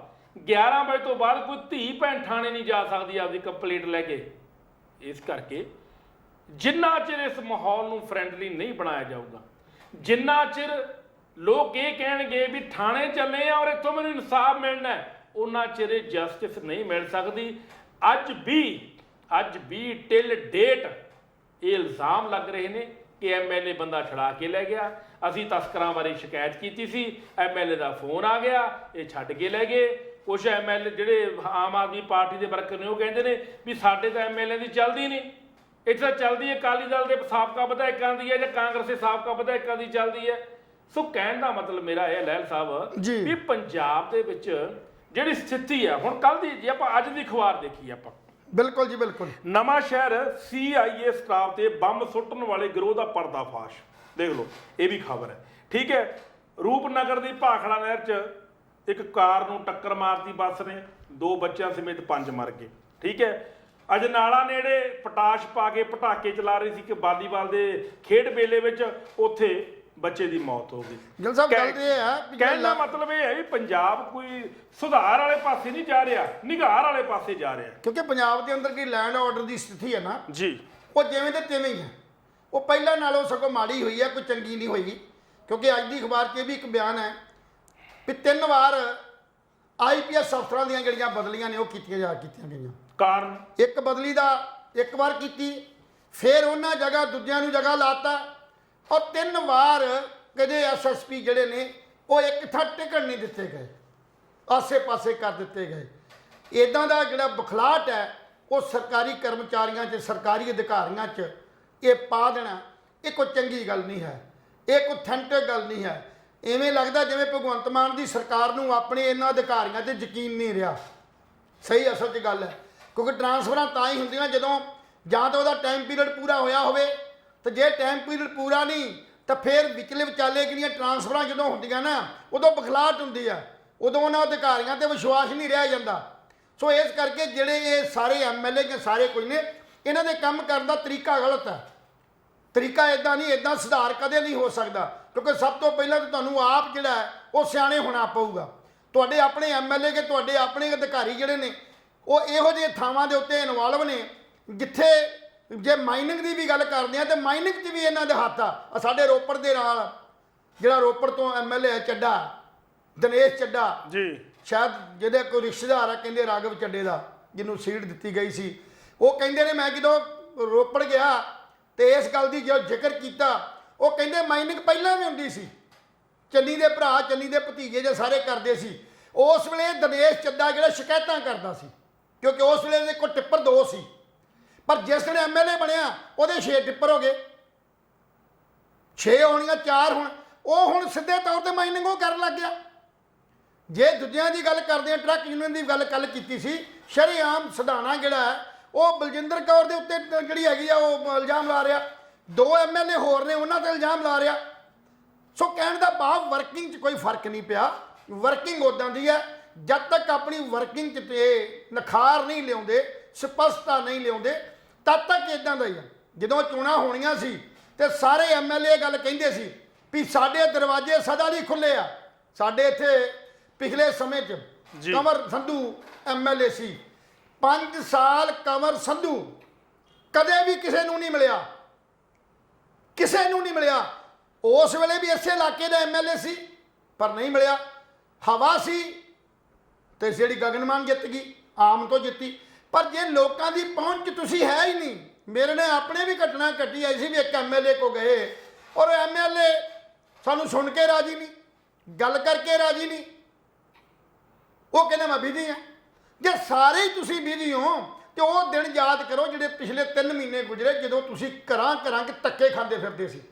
ਆਪਣੇ ਕੰਮਾਂ 'ਚ ਸਪਸ਼ਟਤਾ ਲਿਆਓ, ਬੋਲਾਂ 'ਚ ਸਪਸ਼ਟਤਾ ਲਿਆਓ। ਲੋਕਾਂ ਦੀ ਤੁਸੀਂ ਕੰਮ ਕਰੋ ਜਾਂ ਨਾ ਕਰੋ, ਪਰ ਉਹਨਾਂ ਦੀ ਗੱਲ ਤਾਂ ਸੁਣੋ, ਉਹਨਾਂ ਦੀ ਗੱਲ ਸੁਣ ਕੇ ਉਹਨਾਂ ਨੂੰ ਤਸੱਲੀ ਦੇ ਦਿਓ, ਭਾਵੇਂ ਫੋਕੀ ਦਿਓ। ਸੋ ਇਹ ਗੱਲਾਂ ਜਿਹੜੀਆਂ ਨਹੀਂ ਹੈ। ਸੋ ਲਾਅ ਐਂਡ ਆਰਡਰ ਦੀ ਹਾਲਤ ਜਿਹੜੀ ਆ ਬਹੁਤ ਵਿਗੜ ਚੁੱਕੀ ਆ। ਉਹ ਗੈਂਗਸਟਰ ਆਪਣੀ ਮਨਮਰਜ਼ੀ ਦੇ ਨਾਲ ਇਹ ਸਾਰੇ ਕਾਰੋਬਾਰ ਕਰ ਰਹੇ ਨੇ। ਕਹਿੰਦੇ ਕਿ ਜੇਲ੍ਹਾਂ 'ਚ ਸੁਧਾਰ ਹੋ ਗਿਆ, ਜੇਲ੍ਹਾਂ ਦਾ ਮੰਤਰੀ ਜਦੋਂ ਜੇਲ੍ਹ 'ਚ ਗਿਆ ਇੱਕ ਅੱਧੇ ਬੰਦੇ ਨੂੰ, ਕਿਉਂਕਿ ਪਹਿਲੀ ਗੱਲ ਮੈਂ ਸ਼ਾਇਦ ਵਿਸਰ ਗਿਆ, ਕੁਲਵੰਤ ਗਿੱਲ ਜੀ ਨੇ ਕਿਹਾ ਸੀ ਵਿਜੀਲੈਂਸ ਦੀ, ਇਹ ਸਾਡੀਆਂ ਜਿਹੜੀਆਂ ਏਜੰਸੀ ਨੇ ਨਾ, ਵਿਜੀਲੈਂਸ ਹੋਇਆ, CID ਹੋਈ, ED ਹੋਈ, ਜਾਂ ਹੋਰ ਕਈ ਇਹੋ ਜਿਹੀਆਂ ਏਜੰਸੀਆਂ ਨੇ ਜਿਹੜੀਆਂ ਸਾਡੇ ਸਾਰੇ ਸਿਸਟਮ ਤੇ ਨਜ਼ਰ ਰੱਖਦੀਆਂ ਨੇ, ਸ਼ਿਕਾਇਤਾਂ ਵੀ ਆਉਂਦੀਆਂ ਨੇ। ਇਹ ਕੋਈ ਨਵੀਂ ਗੱਲ ਨਹੀਂ ਹੈ ਕਿ ਜੇ ਇੱਕ ਪ੍ਰਖਾਲਵੀ ਜਾਂ ਇੱਕ ਦੋ ਬੰਦਾ ਕੋਈ SHO ਫੜਿਆ ਗਿਆ ਤੇ ਪੰਜਾਬ ਦੇ ਅੰਦਰ ਰਿਸ਼ਵਤਖੋਰੀ ਖਤਮ ਹੋ ਗਈ। ਇਹ ਉਹ ਸ਼ਿਕਾਇਤਾਂ ਨੇ ਜਿਨ੍ਹਾਂ ਸ਼ਿਕਾਇਤਾਂ ਦੇ ਆਧਾਰ ਦੇ ਉੱਤੇ ਪਹਿਲਾਂ ਲੋਕਾਂ ਵਿਰੋਧ ਹੁੰਦਾ, ਔਰ ਕੋਸ਼ਿਸ਼ ਯਤਨ ਵੀ ਹੋਏ ਹੋਣਗੇ, 100% ਯਤਨ ਹੋਏ ਹੋਣਗੇ। ਜਦੋਂ ਕਿਤੇ ਵਿਜੀਲੈਂਸ ਦੀ ਜਾਂ ਕਿਸੇ ED ਦੀ ਆਪਸੀ ਗੱਲਬਾਤ ਨਹੀਂ ਨਿਬੜੀ ਤਾਂ ਰੇਡ ਕਰਾਤਾ। ਅਸੀਂ ਕਈ ਵਾਰ ਵੇਖਦੇ ਹਾਂ ਵਿਜੀਲੈਂਸ ਡਿਪਾਰਟਮੈਂਟ ਜਾਂ ਇਹ ED ਡਿਪਾਰਟਮੈਂਟ, ਉੱਥੇ ਵੀ ਇਨਸਾਨ ਹੀ ਵਸਦੇ ਨੇ, ਉੱਥੇ ਏਲੀਅਨ ਨਹੀਂ ਹੈ, ਇਮਾਨਦਾਰ ਵੀ ਹੈ ਨੇ ਔਰ ਬੇਈਮਾਨ ਵੀ ਹੈ ਨੇ, ਉੱਥੋਂ ਰਿਪੋਰਟਾਂ ਲੀਕ ਹੁੰਦੀਆਂ ਨੇ। ਸੋ ਇਸ ਕਰਕੇ ਇਹ 2-4 ਘਟਨਾਵਾਂ ਦੇ ਨਾਲ ਆਪਾਂ ਪੰਜਾਬ ਦੀ ਰਿਸ਼ਵਤਖੋਰੀ ਬੰਦ ਹੋਣ ਦਾ ਐਲਾਨ ਨਹੀਂ ਕਰ ਸਕਦੇ, ਇਹ ਚੱਲਦਾ ਰਹੇਗਾ। ਇਹ ਰਿਸ਼ਵਤਖੋਰੀ, ਇਹ ਸਿਫਾਰਸ਼ੀ ਢਾਂਚਾ, ਇਹ ਵਾਕਫੀਤਾ ਢਾਂਚਾ, ਚਾਚਾ ਭਤੀਆ, ਇਹ ਜਿਹੜਾ ਭਰਾਵਾਦ ਹੈ, ਭਤੀਜਾਵਾਦ ਹੈ, ਨਹੀਂ ਖਤਮ ਹੋ ਸਕਦਾ। ਇਹਨੂੰ ਖਤਮ ਕਰਨ ਦੀ ਸਮੇਂ ਦੀ ਮੰਗ ਹੈ, ਸਮਾਂ ਮੰਗਦਾ ਇਸ ਚੀਜ਼ ਨੂੰ। ਇਸ ਕਰਕੇ ਇਹ ਲੜਾਈ ਇੱਕ ਸੈਪਰੇਟ ਆ। ਪਰ ਇੱਕ ਗੱਲ ਮੈਂ ਸਿਰਫ ਲਾਸਟ ਕਰਨ ਲੱਗਾ, ਜੀ ਕੋਈ ਨਹੀਂ, ਕੋਈ ਉਹ ਮੈਂ ਇਜਾਜ਼ਤ ਬਿਨਾਂ ਕੁਲਵੰਤ ਗਿੱਲ ਕਿਉਂ ਨਹੀਂ, ਜੀ ਸਰ। ਭਗਵੰਤ ਮਾਨ ਜੀ, ਤੁਸੀਂ ਜਿਸ ਦਿਨ ਆਪਣੇ ਪੰਜਾਬ ਦੀ ਗੱਲ ਆਉਂਦੀ ਸੀ, ਇਹ ਤੇ ਮੰਗਾਂ ਉਹ ਨੇ ਆਰਥਿਕ ਮੰਗਾਂ ਸਾਡੀਆਂ, ਜਿਹੜੀਆਂ ਡੇਲੀ ਦੀਆਂ ਸਾਡੀਆਂ ਲੋੜੀਂਦੀਆਂ ਮੰਗਾਂ ਨੇ। ਮੈਂ ਉਹਨਾਂ ਮੰਗਾਂ ਨੂੰ ਤੁਹਾਨੂੰ ਯਾਦ ਕਰਾਉਣ ਲੱਗਾ ਜਿਨ੍ਹਾਂ ਮੰਗਾਂ ਲਈ ਤੁਸੀਂ ਬਹੁਤ ਵੱਡੇ ਐਲਾਨ ਕੀਤੇ ਸੀ, ਔਰ ਉਹਦੇ ਕਿ ਤੁਸੀਂ ਇੱਕ ਦਿਨ ਸਪੈਸ਼ਲ ਜਿਹੜਾ ਉਹ ਵਿਧਾਨ ਸਭਾ ਦਾ ਇਜਲਾਸ ਸੱਦਿਆ ਸੀ, ਤੁਸੀਂ ਇੱਕ ਮਤਾ ਪਾਇਆ ਸੀ। ਉਹ ਮਤਾ ਸੀ ਚੰਡੀਗੜ੍ਹ ਦੇ ਕਰਮਚਾਰੀਆਂ ਨੂੰ ਜਿਹੜੇ ਸੈਂਟਰ ਦੇ ਸਰਵਿਸ ਰੂਲ ਹੈ ਉਹ ਰੱਦ ਕਰਾਉਣੇ। ਕੀ ਤੁਹਾਡੇ ਉਸ ਪਾਏ ਮਤੇ ਨੂੰ ਜਿਹੜਾ ਤੁਸੀਂ ਵਿਧਾਨ ਸਭਾ ਦੇ ਵਿੱਚ ਪਾਇਆ ਸੀ, ਕਿ ਉਸ ਮਤੇ ਦੀ ਮੁੜ ਕੇ ਕਦੇ ਗੱਲ ਹੋਈ? ਜੀ। ਕਦੇ ਰਾਸ਼ਟਰਪਤੀ ਨੇ ਤੁਹਾਨੂੰ ਸੱਦਿਆ? ਕਦੇ ਗ੍ਰਹਿ ਮੰਤਰੀ ਨੇ ਉਸ ਮਤੇ ਦੇ ਮਾਮਲੇ 'ਚ ਜ਼ਿਕਰ ਕੀਤਾ? ਕਦੇ ਪ੍ਰਧਾਨ ਮੰਤਰੀ ਨੇ ਤੁਹਾਡੇ ਇਸ ਪ੍ਰਤੀ ਹਮਦਰਦੀ ਪ੍ਰਗਟ ਕੀਤੀ? ਨਹੀਂ ਕੀਤੀ। ਔਰ ਉਹਦੇ ਨਾਲ ਹੀ ਇਹ ਵੀ ਗੱਲ ਕਹੀ ਗਈ ਸੀ ਤੁਸੀਂ ਵੀ ਭਾਖੜਾ ਮੈਨੇਜਮੈਂਟ ਬੋਰਡ ਦੇ ਅੰਦਰੋਂ ਪੰਜਾਬ ਦੀ ਨੁਮਾਇੰਦਗੀ ਖਤਮ ਕੀਤੀ ਗਈ ਹੈ, ਇਹਨੂੰ ਰੱਦ ਕੀਤਾ ਜਾਏ। ਕੀ ਹੋ ਗਈ ਕਿ ਚੰਡੀਗੜ੍ਹ 'ਚ ਸਿਟਕੋ ਦਾ CMD ਲਾ ਦੇਣਾ, ਪੰਜਾਬ ਦੇ ਚੰਡੀਗੜ੍ਹ ਦੇ ਵਿੱਚੋਂ ਪੰਜਾਬ ਦੀ ਨੁਮਾਇੰਦਗੀ ਖਤਮ ਕਰ ਦੇਣੀ। ਕੀ ਤੁਹਾਡੇ ਉਸ ਮਤੇ ਨਾਲ ਜਿਹੜਾ ਤੁਸੀਂ ਵਿਧਾਨ ਸਭਾ 'ਚ ਪਾਇਆ ਖਤਮ ਹੋਇਆ? ਕਦੇ ਜ਼ਿਕਰ ਦੁਬਾਰਾ ਹੋਇਆ? ਨਹੀਂ ਹੋਇਆ। ਹਾਂ, ਇੱਕ ਗੱਲ ਜ਼ਰੂਰ ਹੋਈ ਵੀ ਉਸ ਦਿਨ ਜਿਸ ਦਿਨ ਇਜਲਾਸ ਸੱਦਿਆ ਗਿਆ, ਉਸ ਦਿਨ ਸਾਰੇ MLA ਨੇ ਆਪਣਾ TA ਤੇ DA ਜ਼ਰੂਰ ਕਲੇਮ ਕੀਤਾ, ਆਪਣੀ ਦਿਹਾੜੀ ਜ਼ਰੂਰ ਕਲੇਮ ਕੀਤੀ ਹੈ, ਜਿਨ੍ਹਾਂ ਦੀ ਅਟੈਂਡੈਂਸ ਲੱਗੀ ਹੈ ਉਹਨਾਂ ਨੂੰ ਪੈਸੇ ਮਿਲੇ ਨੇ। ਇਹ ਵੀ ਸਾਡੀ RTI ਪਾ ਲਈ ਜਾਵੇ। ਸੋ ਤੁਸੀਂ ਇਹ ਕੀ ਸਮਝਦੇ ਹੋ, ਮਤਾ ਪਾਇਆ ਮੁੜ ਕੇ ਭੁੱਲ ਗਏ? ਅੱਜ ਤੱਕ ਜਿੰਨੀਆਂ ਵੀ ਸਰਕਾਰਾਂ ਆਈਆਂ, ਹਰ ਸਰਕਾਰ ਨੇ ਮਤੇ ਵੀ ਪਾਏ, ਵਿਰੋਧ ਵੀ ਹੋਇਆ, ਕਿਸਾਨਾਂ ਦੇ ਸੰਬੰਧਿਤ ਵੀ ਮਤੇ ਪਏ ਵੀ 3 ਰੱਦ ਕਾਨੂੰਨ ਜਿਹੜੇ ਰੱਦ ਕੀਤੇ ਜਾਣਗੇ, ਮੰਡੀਆਂ ਜਿਹੜੀਆਂ ਪ੍ਰਾਈਵੇਟ ਨਹੀਂ ਆਉਣ ਦਿੱਤੀਆਂ ਜਾਣਗੀਆਂ। ਕੀ ਪੰਜਾਬ ਦੇ ਵਿੱਚ ਪ੍ਰਾਈਵੇਟ ਮੰਡੀਆਂ, ਅਡਾਨੀ ਵਰਗਾ ਕਣਕ ਸਾਰੀ ਖਰੀਦ ਕੇ ਲੈ ਕੇ ਜਾ ਰਿਹਾ, ਕੀ ਪੰਜਾਬ ਸਰਕਾਰ ਦਾ ਵਿਰੋਧ ਹੋਇਆ? ਪੰਜਾਬ ਸਰਕਾਰ ਨੇ ਉਹ ਮਤੇ ਦਾ ਕੀ ਕੀਤਾ? ਸਿਰਫ ਉਹ ਮਤਾ ਇੱਕ ਕਿਤਾਬ 'ਚ ਬੰਦ ਹੋ ਕੇ ਰਹਿ ਗਿਆ। ਸੋ ਇਹ ਸਾਰੀਆਂ ਮੰਗਾਂ ਜਿਹੜੀਆਂ ਲੋਕੀ ਭੁੱਲਦੇ ਜਾ ਰਹੇ ਨੇ ਹੌਲੀ ਹੌਲੀ, ਕਿਉਂ ਤੁਹਾਡਾ ਜਿਹੜਾ ਕੰਮ ਕਰਨ ਦਾ ਤਰੀਕਾ ਹੈ ਉਹ ਇਹ ਹੈ ਵੀ ਲੋਕ ਜਿਹੜੇ ਇੱਕ ਦਿਨ ਗੱਲ ਨੂੰ ਯਾਦ ਰੱਖਦੇ ਨੇ। ਇਹ ਤੁਸੀਂ ਵੀ ਜਾਣਦੇ ਹੋ, ਇਹ ਲੋਕਾਂ ਦੀ ਕਮਜ਼ੋਰੀ ਤੁਸੀਂ ਵੀ ਸਮਝਦੇ ਹੋ ਵੀ ਇੱਕ ਦਿਨ ਰੌਲਾ ਪਏਗਾ, ਦੂਜੇ ਦਿਨ ਕੋਈ ਨਵੀਂ ਵੱਡੀ ਅਖਬਾਰ 'ਚ ਖਬਰ ਲੱਗੇਗੀ, ਲੋਕਾਂ ਦਾ ਧਿਆਨ ਉਸ ਪਾਸੇ ਚਲ ਜਾਏਗਾ। ਜਿਵੇਂ ਕਿ ਸਾਡੀਆਂ ਰਾਸ਼ਟਰੀ ਜਿਹੜੀਆਂ ਪਾਰਟੀਆਂ ਕਰਦੀਆਂ ਆਈਆਂ, ਲੋਕਾਂ ਨੂੰ ਧਰਮ ਦੇ ਨਾਂ ਤੇ, ਜਾਤ ਦੇ ਨਾਂ ਤੇ ਇਹ ਜਲੂਸਾਂ, ਇਹ ਧਾਰਮਿਕ ਭਾਵਨਾ ਭੜਕਾਉਣ ਦੀ ਖਾਤਰ ਜਲਸੇ ਜਲੂਸਾਂ ਦੇ ਉੱਤੇ ਬੰਬ ਧਮਾਕੇ ਕਰਾਉਂਦੀਆਂ ਨੇ, ਲੜਾਉਂਦੀਆਂ ਨੇ। ਲੋਕਾਂ ਦਾ ਧਿਆਨ ਉਸ ਪਾਸੇ ਕਨਵਰਟ ਹੋ ਜਾਂਦਾ, ਆਪਣੀਆਂ ਮੰਗਾਂ ਤੇ ਮਸਲਿਆਂ ਨੂੰ ਛੱਡ ਕੇ ਫਿਰ ਲੋਕੀ ਉਸ ਪਾਸੇ ਨੂੰ ਕਨਵਰਟ ਹੋ ਜਾਂਦੇ ਨੇ, ਉਸ ਪਾਸੇ ਸੋਚਣਾ ਸ਼ੁਰੂ ਕਰ ਦਿੰਦੇ ਨੇ। ਤੇ ਤੁਸੀਂ ਵੀ ਉਸ ਕਮਜ਼ੋਰੀ ਦਾ ਫਾਇਦਾ ਉਠਾ ਰਹੇ ਹੋ, ਔਰ ਉਹਨਾਂ ਗੱਲਾਂ ਤੇ ਕਿਤੇ ਵੀ ਦੁਬਾਰਾ ਜਿਹੜਾ ਉਹ ਚਰਚਾ ਨਹੀਂ ਹੋਈ। ਚਰਚਾ ਤਾਂ ਹੁਣ ਬਿਜਲੀ ਦੀ ਸ਼ੁਰੂ ਹੋ ਗਈ ਆ, ਚਰਚਾ ਹੁਣ ਸ਼ੁਰੂ ਹੋ ਗਈ ਆ, ਕਿਸਾਨ ਮੰਡੀਆਂ 'ਚ ਰੁਲ ਰਹੇ ਨੇ, ਉਹਨਾਂ ਦੀ ਜਿਹੜੀ ਆ ਦਾਣਾ ਫੱਕਾ ਰੁਲ ਰਿਹਾ। ਲੋਕੀ ਚਰਚਾ ਕਰਨਗੇ ਪ੍ਰਾਈਵੇਟ ਸਕੂਲਾਂ ਦੀਆਂ ਫੀਸਾਂ ਮਾਫ ਦੀ ਗੱਲ ਕਰਨਗੇ, ਲੋਕੀ ਗੱਲ ਕਰਨਗੇ ਸਕੂਲਾਂ ਦੀ, ਸਕੂਲਾਂ ਦੇ ਸੁਧਾਰ ਦੀ।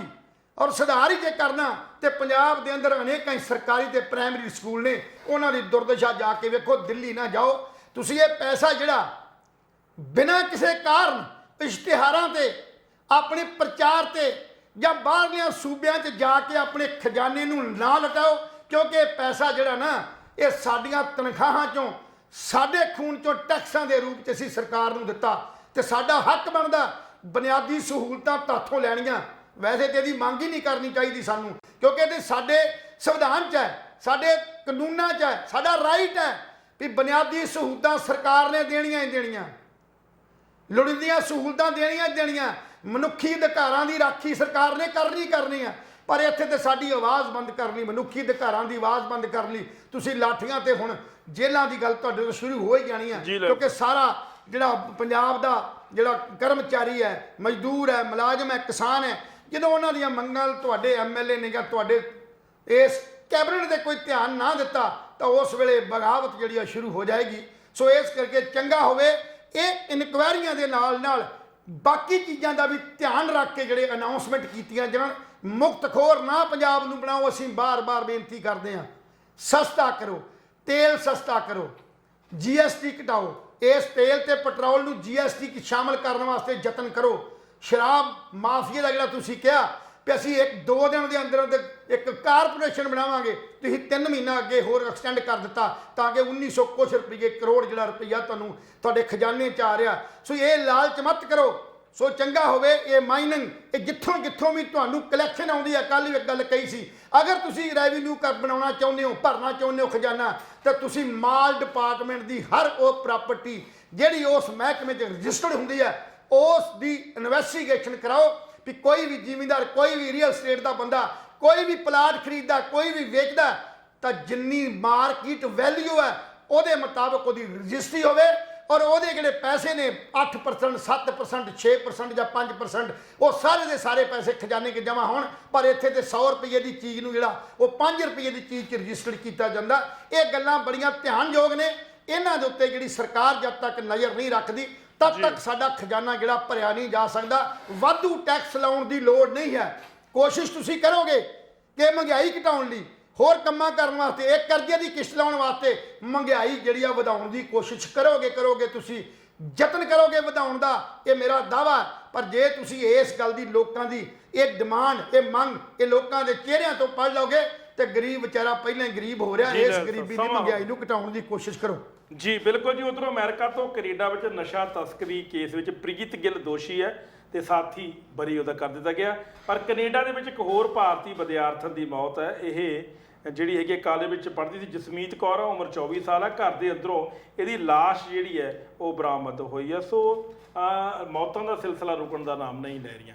ਦੋਸਤੋ, ਤੁਹਾਨੂੰ ਸਾਡੀ ਅੱਜ ਦੀ ਚਰਚਾ ਕਿਸ ਤਰ੍ਹਾਂ ਦੀ ਲੱਗੀ? ਆਪਣੇ ਵਿਚਾਰ, ਆਪਣੇ ਸੁਝਾਅ ਸਾਨੂੰ ਜ਼ਰੂਰ ਦੇ ਦਿਆ ਕਰੋ। ਕੱਲ ਫਿਰ ਮਿਲਾਂਗੇ ਇਸੇ ਸਮੇਂ ਇਸੇ ਚੈਨਲ ਤੇ। ਤਦ ਤੱਕ ਲਈ ਸਾਨੂੰ ਇਜਾਜ਼ਤ ਦਿਓ। ਰੱਬ ਰਾਖਾ।